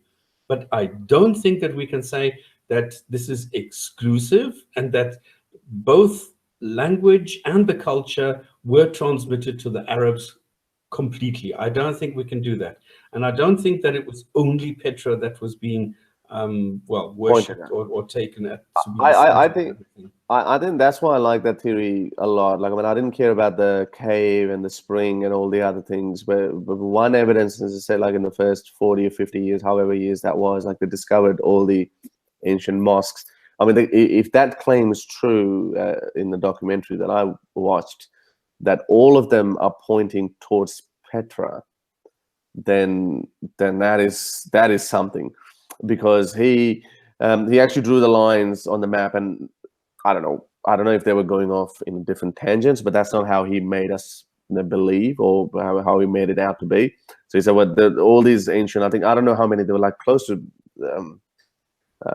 I don't know how many, there was a huge number of mosques in the first 40, 50 years. They were all pointing towards Petra, and they could not have been pointing towards Jerusalem. They could not have been pointing towards current Mecca or Medina. They were all going towards Petra. If that is true, then that is quite something, I think. And that's why that was pointing somewhere completely else, totally different.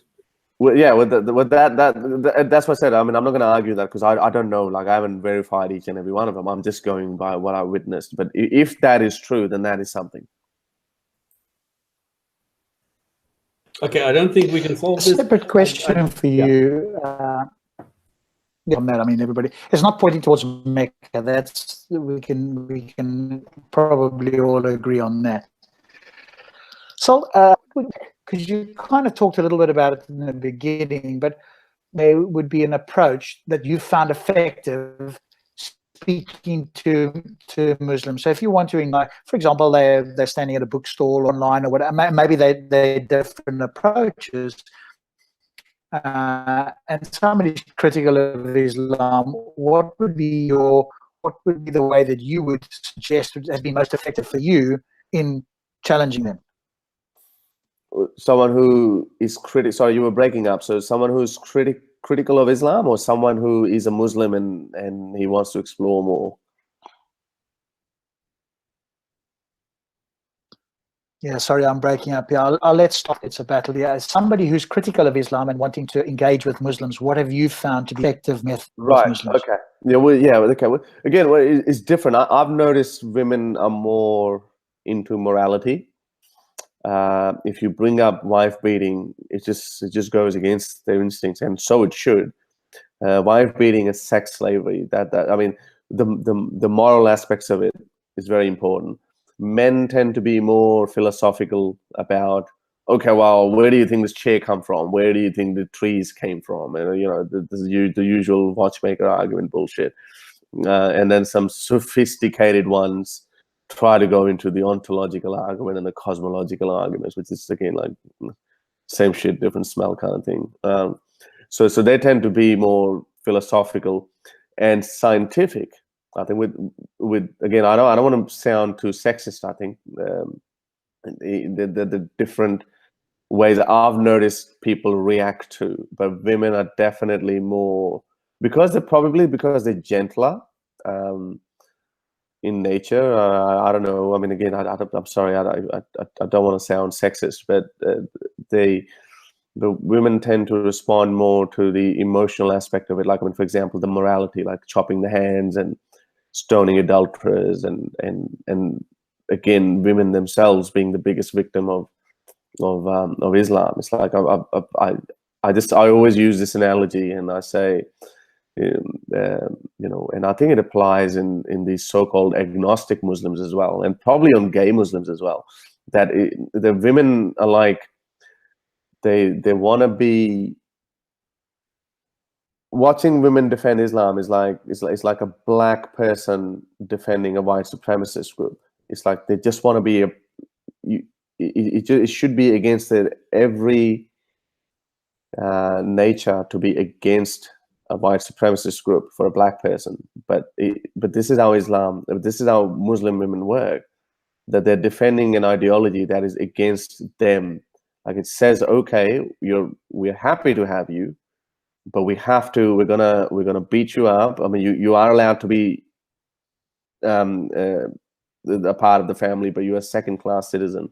You remain the property, and the Quran is quite explicit in that. And going back to your earlier comment, Stop, you were saying, how this Hamza's approach is a multi-layered approach, but it's pretty explicit when it comes to the rights of people. So I think in terms of women, I tend to use the moral compass of Islam, and with men, I tend to use a scientific inaccuracy and scientific errors. I mean, it's massive. Once you see that, once you've opened up to it, I was talking to a very good friend last night. she used to be a Catholic, and again, like, I mean, I used to talk to her about religion all the time, and she would never engage in conversation with me because, you know, I would point out stupid, absurd things in Catholicism. But no, it was blind faith. But she told me yesterday, she said, "Oh, I've been an atheist for 4 or 5 years." I'm like, "What? Like, I'm like the biggest atheist in your circle, and you never discussed that with me?" She goes, "No, she just came to that conclusion on her own, and when she looked at how so many religious countries are the poorest." I mean, again, it's just different, right? I mean, it might not have triggered me because I would have said, well, it's a test, right? God is testing you. But in her case, like, what flipped her was the fact that she went through a lot of African countries, and she said, well, the more religious these people are, more fucked up their lives are. And why is it? Why is there God making their lives miserable? So that was a big thing for her to change. And then again, animals, cruelty is another thing that kind of touched her, and she became an atheist. So different things work differently, but I've noticed. This is lovely. It's so good to hear this. No, because we were just discussing this because I don't know if you know the name Phil, Skydive Phil. He sometimes comes to Speaker's Corner. He's quite science savvy, and he is making exactly this point. And this is now having a huge impact on people. This animal cruelty and animal suffering thing, a huge impact. And this is so good to hear that. Yeah, I think it would have another huge impact. There are a lot of vegan Pakistanis are coming out, and again, you cannot be a fucking vegan and be a Muslim, right? And I think there's going to be a huge dilemma. I mean, religion always historically has stood in the way of progress. It always has. And you're vegan, yeah. And yeah. I mean, the next biggest challenge is going to be what's going to happen when we get synthetic meat. I mean, everyone else around the world, people will be adopting synthetic meat, given that it's safe and it's all good. People would be, you know, what if we can get our meat painlessly or without the suffering, without inflicting pain on millions of animals around the world, we will get that meat that way. I mean, I'm desperately waiting for it. I've tried to be a vegan, but I've failed. But it wasn't killed the halal way.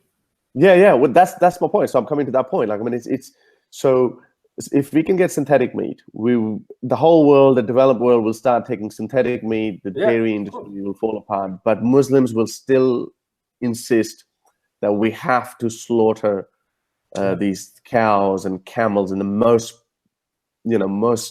brutal manners, and just so we can satisfy our imaginary friend that, okay, well, this is how it needs to be eaten. And again, Muslims will remain the biggest source of animal suffering in the 22nd century or the late 21st century, whenever it comes out. So it stands against, and I think that's going to be another dilemma, and that's going to hurt more and more people, because generally we are getting softer and softer. I mean, like even now, I mean, I say that I can't imagine. Like, I mean, I just eat chicken now. I've cut out most meat from my life. I just can't let go. Like, I just eat chicken. Like, I need some sort of meat, and I tried to be a vegan, didn't work out. So I just said, okay, I'm just gonna have chicken. I don't have dairy or anything. But imagine that, like, when synthetic meat is around, and then generations are being born in that, and then they would look back in time and they would say, oh, that guy, oh, those people, those barbarians, they used to eat animals alive. Like, how cruel were they? They used to torture animals to eat them. Like how we cannot imagine that, 200 years ago, what, you used to own humans as your property? Like, I mean, we cannot imagine that, right? So that's how they will look back at us. And I think there would still be some Muslims around who would keep on insisting that, no, we have to slit the throat of this helpless goat to eat it. You know, the other, Rob, on last week, he put me onto a Bluetooth phone connection and went to Speaker's Corner. And we went and confronted a guy, and I asked him through Rob, can you explain how we were made from water? Now, this guy said, well, it's very easy. It was special water. It was different water. It's not water as in water. Don't be silly. It's not water. It's a special water. And it's not H2O. It's not No, H2O. it's not H2O. It's something special. It's a God water. God semen, maybe. Yeah, but this is how they go. This is how dishonest, intellectually dishonest some of these apologists will get. It doesn't matter what you throw at them.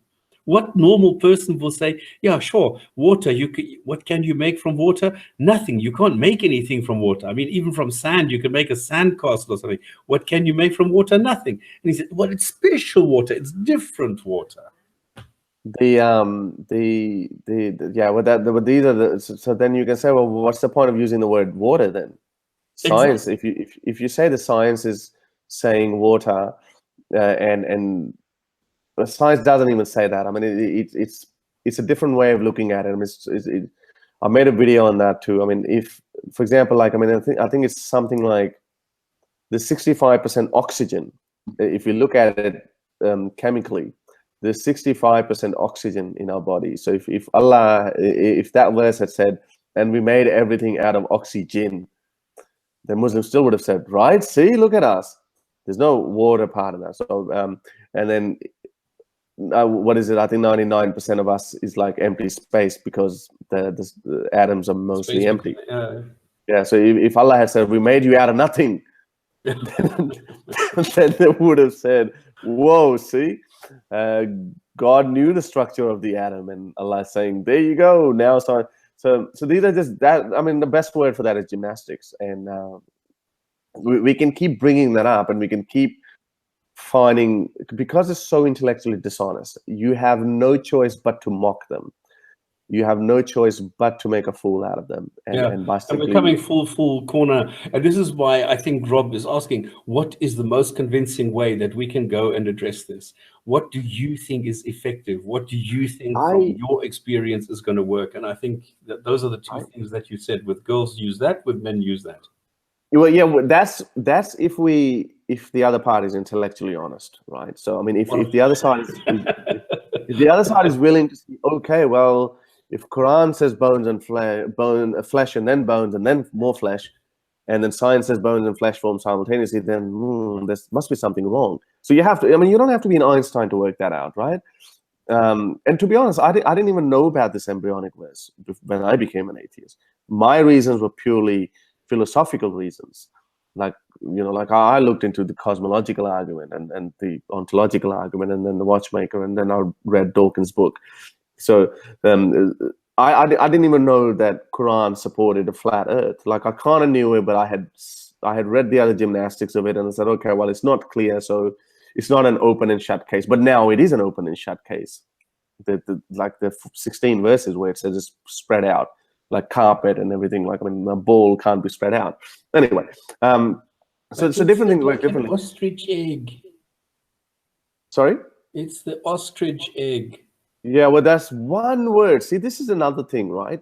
This is what people like Harun Yahya did, and I'm glad he got arrested. Him and Zakir Naiks of the world, where they said dahaha means ostrich egg. I've spoken to some Arabic speakers, and they say, well, not really. It doesn't mean that, but one thing it definitely means, it also means spread out. Yeah. So if there are 13 other verses that are using, he's saying the root is duhia, which is also wrong. Yeah, yeah, there you go. So if the 13 other verses are saying spread out, and this one, let's just say for the argument's sake, this one means spread out and also means an ostrich egg. But if you're being coherent, if you're following the simple methodology, then you have to go with the meaning that is in line with the meaning of the 13 other verses. That's it. Like, I mean, so if you say that's an ostrich egg, then, well, all the others are wrong. Then which one is it? And you need a lot of mental gymnastics. So my point was, like, I mean, you have to. I mean, people would do this gymnastics and you can't do anything about it. So they're just dishonest. That's where I end the conversation, but I usually throw in something that would trigger them. But it may look like I'm trolling them, but maybe I am a little bit. But I have seen its impact. Like, I throw in Muhammad's flying donkey all the time. Yeah. I mean, we all like to laugh at it. Yeah. But trust me, I mean, Abdullah Samir had a whole chat with me on his channel about it, that how it's just, yeah, it's just like basically we are, you know, we just straw manning the opposition, but it's not. I mean, he said, well, they would say, well, God can do anything, so therefore he can send you a flying donkey. Well, they can say whatever they want. But if you seriously look in someone's eye, and then you tell them, you literally believe that Muhammad flew on a donkey. So you can imagine the scope of the conversation. So it's going very serious, right? Intellectually, the other person is also feeling good about himself. He's thinking, okay, well, I'm discussing the secret of the cosmos, and this guy is refuting my position. But it's a serious conversation, and in their mind, they think they're intellectually honest. But obviously, you've worked out that they're intellectually dishonest. So that's when you drop in the flying donkey, and then they feel stupid. That, okay, so you want to go in so much details about what stars are, you know, what came, you know, how, you know, Earth and the Big Bang verse and all that. So they think they're talking about something really scientific and serious. But then you bring in the flying donkey, and you picture the donkey with wings and Muhammad sitting on it, and then going in the upper space. That, it may seem like we're straw manning them or we're trolling them, but it actually has its benefit, where that person might feel offended, the person you're directing it to, but the people who are listening, they can see through that bullshit. They can, okay, well, on one hand, we're speaking something really serious. We're talking about whether that's evolution or not. It's got sound reasoning behind it, and it seems intellectually loaded, that conversation. But then there's a flying donkey. But that's the baggage of Islam. You cannot do anything about it. You cannot run away from it. And the splitting of the moon, etc., depending on which interpretation you take, you can throw these in, and it works. And there's another one that I've started using recently. The shooting stars being these cosmic missiles at the jinns by Allah, when they're eavesdropping in the conversation of angels and the God, and angels and the Allah. These are so stupid and pathetic that most Muslims don't know about it. And when they do know about it, they do cringe a little, that it is embarrassing for them. And I think it works. Okay, but do you agree that it's much more interesting to talk about the contents of the Quran rather than discuss the same old story, does God exist? Oh yeah, I don't even go into that. I mean, see, this is the big jump that they make. A lot of debaters want to talk about the cosmological argument, the ontological argument, because they think they are onto something. But they think that they're onto something. I say it's a dead horse. Like, when there's no point. The most we can get with those arguments is we don't know. That's the most. I mean, and that's us being charitable. Whether it's likely or not, I mean, of course we can give all types of arguments that why it's not likely for a God to exist. But the most we can go is with this deistic God concept. Yeah, okay, maybe someone did. Okay, if you want to believe in this uncaused causer or unmoved mover, then okay, maybe there was some being who created it, but he left it. He must have left it because the universe is too big the way it works, and it just seems useless. These trillions of galaxies are pointless if we are the only humans if we were the eventual goal, and obviously all the billions of years that we had to wait. But then they make a jump from there. So from this assumption that they think that they're onto something, and they've made an assumption that God exists, and now from there they make this huge jump into their religion of birth or religion of choice. And so now we've established that God exists, and now that God's name is Allah, by the way.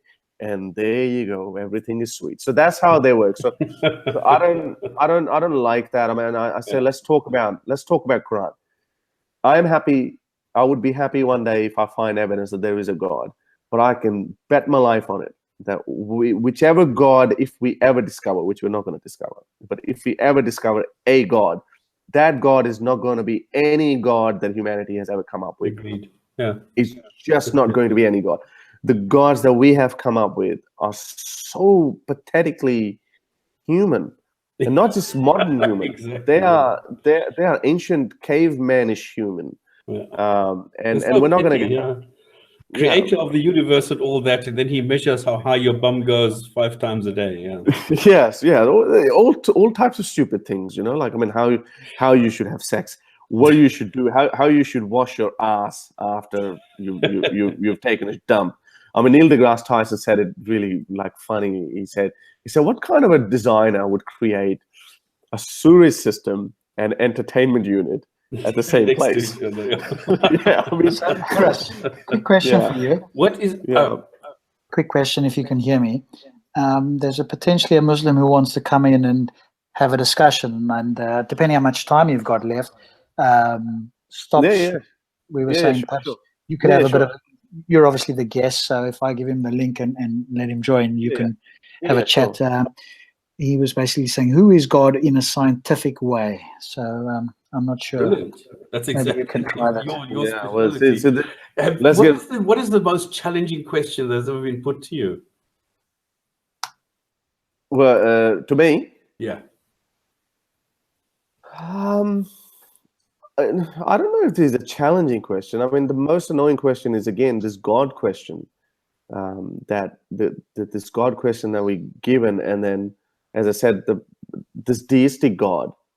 So the most we can establish that, okay, maybe there's a deistic God, but then they make this jump from deistic God to their God. It's just super annoying that how you make that jump, and I kind of lose interest in that conversation. Like it requires huge amount of disingenuity to make that leap, and a lot of people do that now. Again, like, I mean, people. It's annoying to me that how people deliberately use semantics to, and I've noticed that religious people do that all the time. I mean, I think Rob, you sent me that link of the guy at Speaker's Corner. His tactics were so disingenuous, where he's just basically just using, evolution. What do you mean by evolution? Evolution mean the microevolution or the macro. So I mean, they just go around and around, and I don't know if they have to be. I don't think that they're stupid people. I don't think that they're actually stupid. These are actual people who are actually looking into it. But the problem is they're looking into it very selectively. That's why, like, I mean, Nadir is another classic example. He got the line out that he thought fits his Quranic verse, but the moment it didn't fit his Quranic verse, I'm sure he's never going to use that again now. So do ask him that. Ask him, where's the reference that you used last time? Bones and then muscle one. So I think it's the power of brainwashing that annoys me. So it's not challenging, I guess, but I guess it is challenging in a way that you can't get them out of this mindset. But yeah, well, what do? You just say it out, and you just hope that other people who are listening might see the point. But now, have you had a conversation with a theist, with an apologist, where you feel, hey, this was mutually beneficial. This was something that I enjoyed, and we didn't scream at each other. I wasn't, in any way like overly challenged in my patience and things like that, where you thought, hey, this was quite good. This was fun. Oh yeah, I mean, I don't normally yell or shout at people. I mean, even as frustrating as the conversation with Nadir was, I don't think I'll get loud or rowdy at any stage. Yeah. It was just frustrating for me, and it's not in my nature to if someone is being dishonest, and then I don't let them run away with it. And I think this is why it probably backfired and became more boring for people to watch, because we wasted the last half an hour on this little question of bone and flesh and bone, etc. Because I just wanted him to acknowledge that, and I think after wasting half an hour, he still didn't acknowledge it, which is a lesson learned, that the people are not going to say what you want them to say, even if they are, they're deliberately being deceitful. Apart from that, I mean, that was frustrating. I mean, my conversation with Rahmatullah was very nice. There were times which were frustrating because there's some silly points that people make and they just go around and around it. But I think overall it was a nice conversation, and my patience I don't. Yeah, so I don't think I generally lose that. I mean, I think I'm very calm most of the time. So yeah. Okay, I don't want to hog everything here, but I'm just fascinated, and I'm so happy to have you here because you have this hands-on experience and you have this calm that I lack. Okay, so I'm looking at people like you, and I think, okay, what the fuck? How do you do this? How do you stay calm when my pulse is on 180 and I scream at the guy and I mentally slap him and I think, what kind of an idiot are you? And I think, why? How can you keep so calm? Oh, It's just I don't know. I mean, I guess it depends how long you've been doing this for, how long you've been dealing with same kind of people. I mean, if you are a car salesman, if you stay a car salesman long enough, you would start shouting at your customers too. That it does have fucking ABS, it does have a good aircon. Why don't you get it, right? It's climate control. So I guess it depends how long you've been doing it. I mean, and I think this is bad on there. I think 2008 I started. Oh, there you go. That explains it. But I think that's a failure on the theistic part. I mean, they've had thousands of years to come up with better arguments, and they have come up with absolutely nothing. They've come up with more mental gymnastics, one after another, and they come up with these new terminologies. They all mean the same shit. They may sound very clever and intelligent to the believing people, but it doesn't work on us. I mean, like this Hamza Zorsi's approach, this multi-layered shit. What the fuck does that mean? Like, I mean, come on, you're talking shit. It means exactly the same thing. That satisfies your need to believe in whatever you want to believe in, and it facilitates your mental gymnastics. That's all it is. Like simply saying, "Oh, God meant this," so you're going to tell us what God meant. Are you in the mind of the God, or that's not what God meant? It's all bullshit, and I think it's a failure on religious people's side that they just cannot come up with anything. The best thing that they come up with, the best thing that I get at the end of everything, well, you'll find out when you die. Yeah, right. Sure. All right, I'll find out. An unfalsifiable claim. Wonderful. Yeah. Well, then how come you're so clear all of a sudden? Don't know. I'm not doing anything different. Wow. And suddenly you're as clear as a bell. Crap internet here, I tell you. Wow. I'm still waiting to see if this Muslim will join us. He thought we were going to give him we're going to give him a, what did he say? I think he's used to using like meeting code. I think it was like, he was looking for, what do you call it? Go to webinar or something. I've made a note that it's Google Hangouts and he needs the Hangout app or go on a computer with a browser. So I think he's trying to make a connection of some kind. But it would be great if you came out to the UK and you popped down to Speaker's Corner. I have invited Stops and others, but obviously people live all over the world and Stops is not that keen. He's better to do it in my ear. But if you ever visited London, make sure you come down make sure you're there on a Sunday. You'd have an interesting time. To be honest, I don't like the way they go on at Speaker's Corner. I mean, it's too much of a shouting and screaming match for my liking. That's true. There's no process in place. There's no system in place where one person can speak and then the other person can speak. I would rather have a much more sophisticated conversation than just stand there like, I don't know. It's not something that I do plan to go to England, hopefully maybe early next year or maybe later this year. I don't know. But where do you see the fascination that we have at the moment with Speaker's Corner? Because it fluctuates, okay? For a while it was the debates, it was this and this. At the moment it's Speaker's Corner. Why do you think that is? I think because anytime when you break a taboo, it becomes exciting, right? I mean, voyeurism? Sorry? It's voyeurism? A what a reason? A voyeurism. If the voyeur aspect, the it could be, and that's a part that where Islam is being criticized like it has never been before. Okay.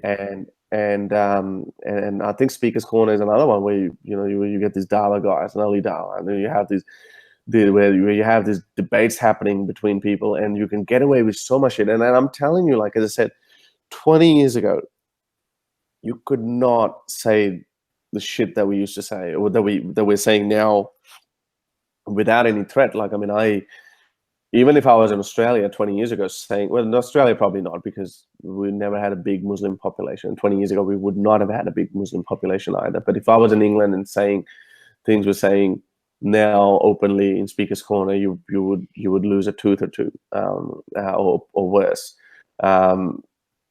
So I think, and I think because Islam is being criticized so much, that people, even Muslims, are getting desensitized to it. And I think that's where the fascination is, because it's just amazing. You can just get up there and start talking about it, or not talking. You can actually literally scream and yell at other side without any violent repercussions. Yeah, for the most part. Yeah, I've seen it does get rough sometimes. Somebody in the chat says, I was in Speaker's Corner last week, avoided Muslim discussions on the cameras. So why the fuck do you go to Speaker's Corner? Well, we do. Our friend likes to go there as well, and I think he just enjoys the aspect of it, which is, again, your thing, as you said. Yeah. I mean, maybe he's fascinated by it. What is the sentiment in Australia at the moment? Because I remember there was this big hoo-ha when this woman tried to get a cop into difficulties. Yeah. Stopped her for some infraction, and she sort of just made up stuff on the She spot. said, he forced. Yeah, she said he tried to take my burqa off by force. And things like that, yeah. And then the camera showed that none of that was true. So things like that have happened. What is the sentiment at the moment? Then there came this thing, every Muslim who lives in Australia has the same right of every other Australian, and that is to leave. So, that was a classic thing. Well, so what is the sentiment at the moment? Well, Australians are very laid back. I mean, they don't generally, of course, we have the media and the political correctness culture like every Western country, but I sense the general public, they're very laid back, and they don't, as Aussies like to say, well, I don't give a fuck, mate. So Australians don't like to give a fuck about anything. I mean, if they see it, we have this bogan culture where if they see some bullshit, they would not hold back in taking a piss out of something, and they would criticize it. But again, the urban population is different from the rural population. The rural population are more laid back, and the general sentiment, I would say, it's not anti-Muslim, which is a good thing.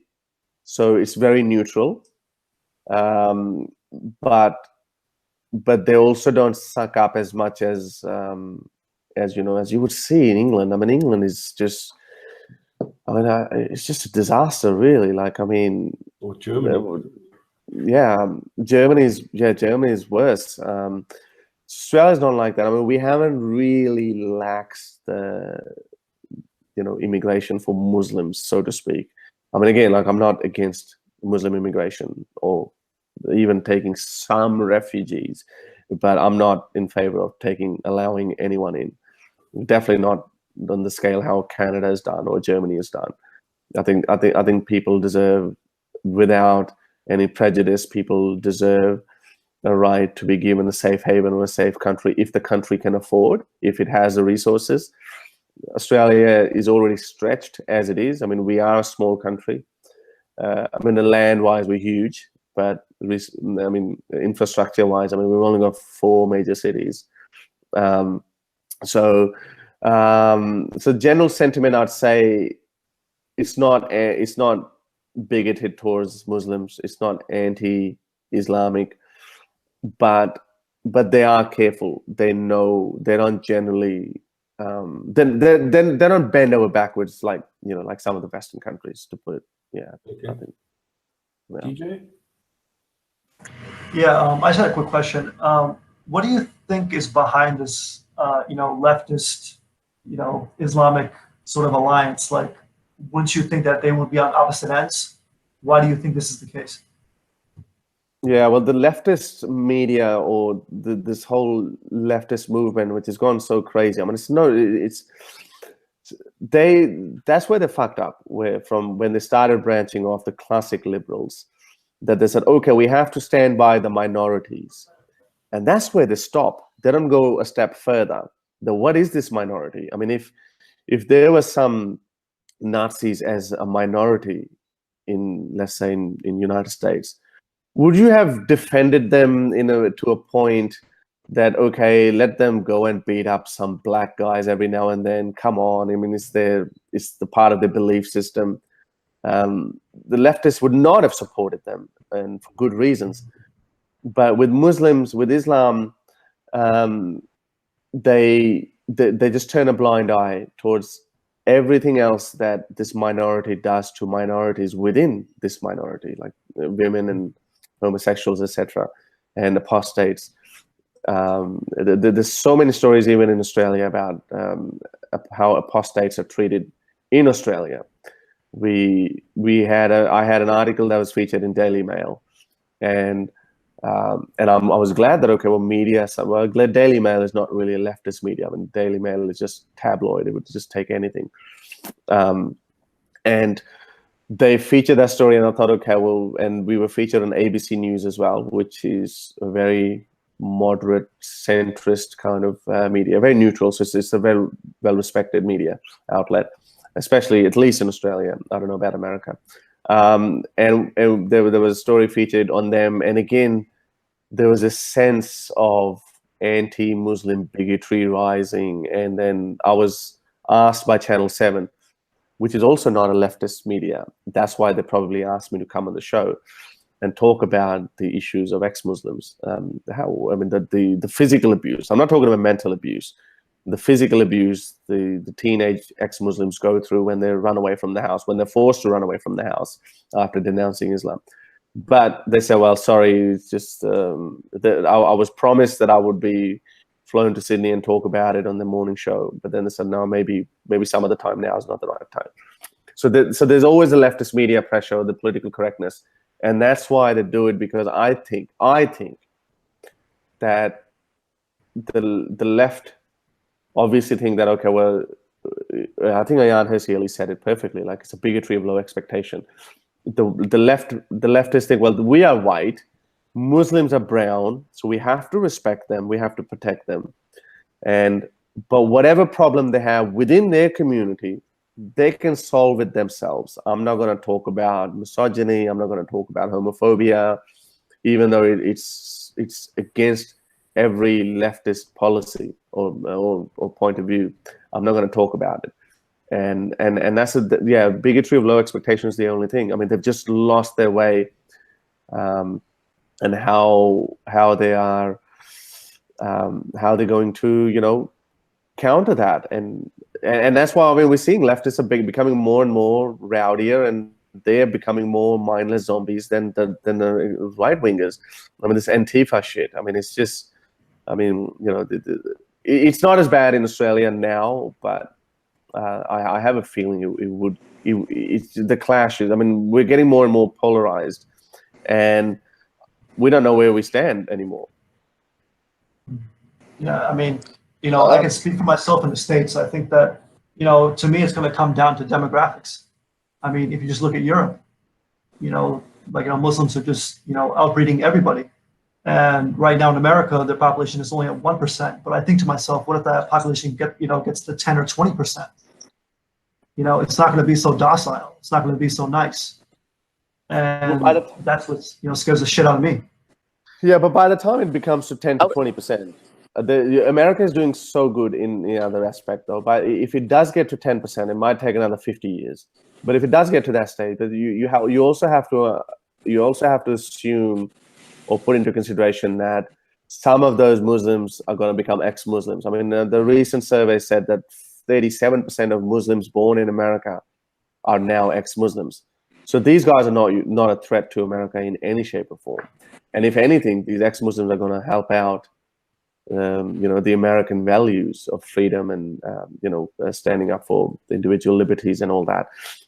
So these are actually allies in that regard. Europe is just a bizarre case. I mean, every time I look at England, I just can't work out what the fuck went wrong. Okay, guys, I think we've gone long enough. Mm. It's 3.5 hours, and I want to thank Harris very much. You're welcome. Yes, thank you so much for coming on brilliant. so early in the morning. Can I have 30 seconds? I think Sure. that I could say, with the question about liberalism and Islam siding together, think of it this way.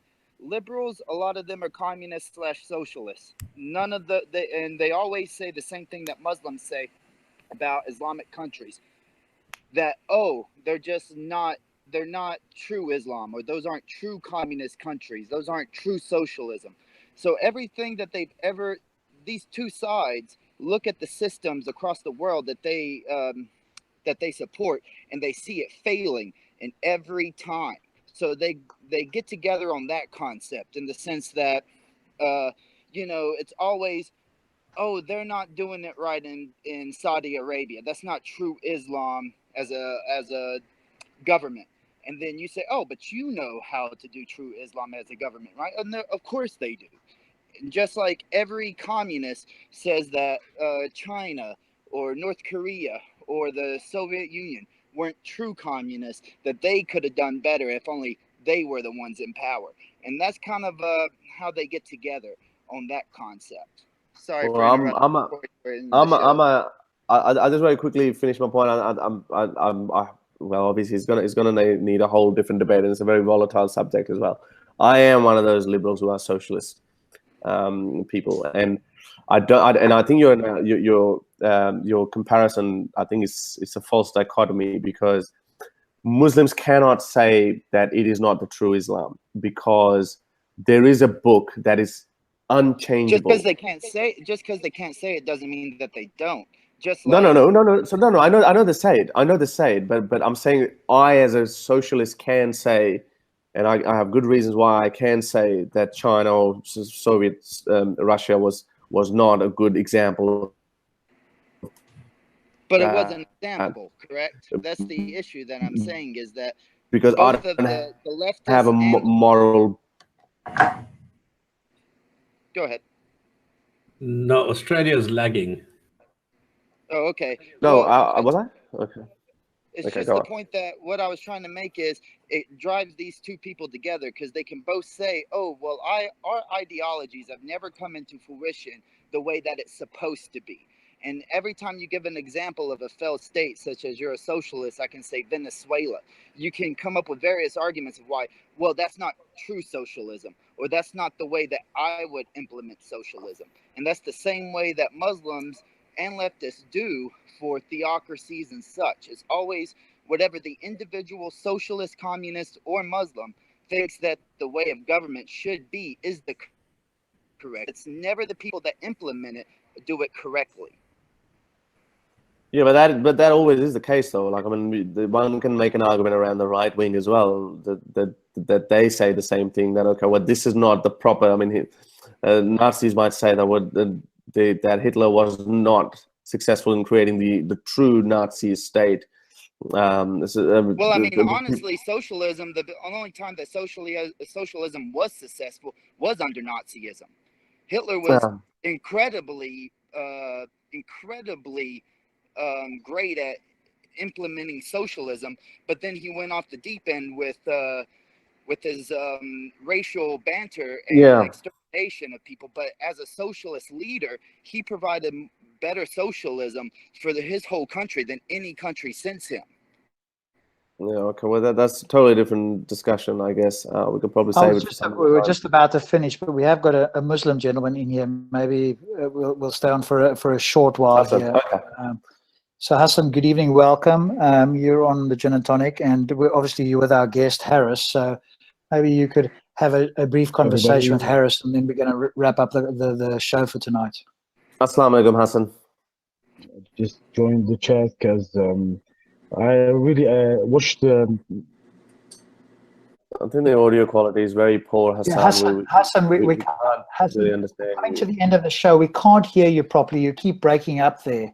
We'd love to have you come back onto the show at some point, but we've come to the end of the show basically, and we cannot hear you clearly. You keep breaking up. So, in the interest of time, I'm gonna thank you for coming on, but I'm gonna close the show off now. Feel free to come and join us any Friday.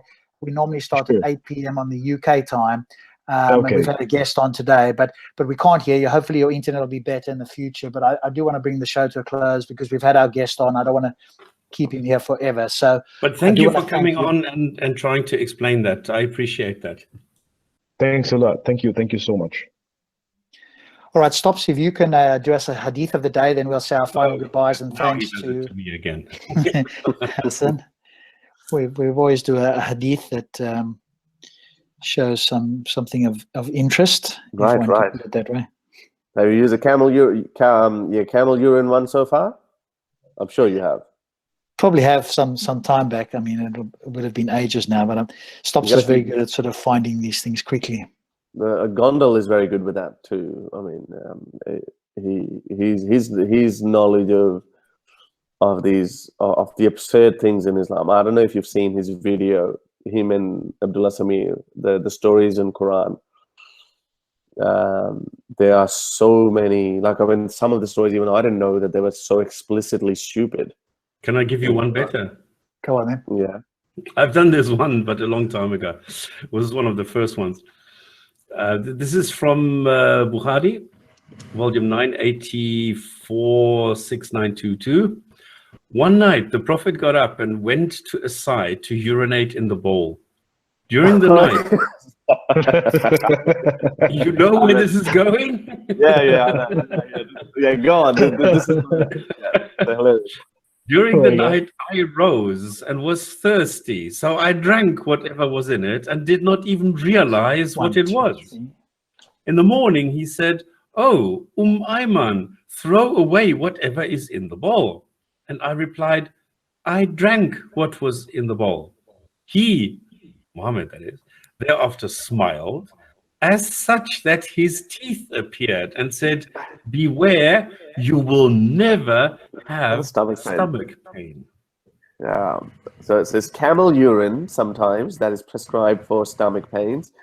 And now I think Muhammad, I mean, I don't know how true are these hadiths, but if they are true, I think Muhammad obviously would have been an ordinary human. And that would have been the sense of humor back in those days, right? And it's like a practical joke, like let's throw a lump of shit at someone. That's funny, right? I mean, and so I think Muhammad had some sort of a sense of humor. Like with these things, he did that. He would laugh. And there's another very funny one. Very quickly, I'll finish it. I think we've probably gone over a minute. That this woman who said that, well, O Prophet of Allah, there's a man I adopted. He's now grown up, and he looks at me with lusty eyes. What should I do?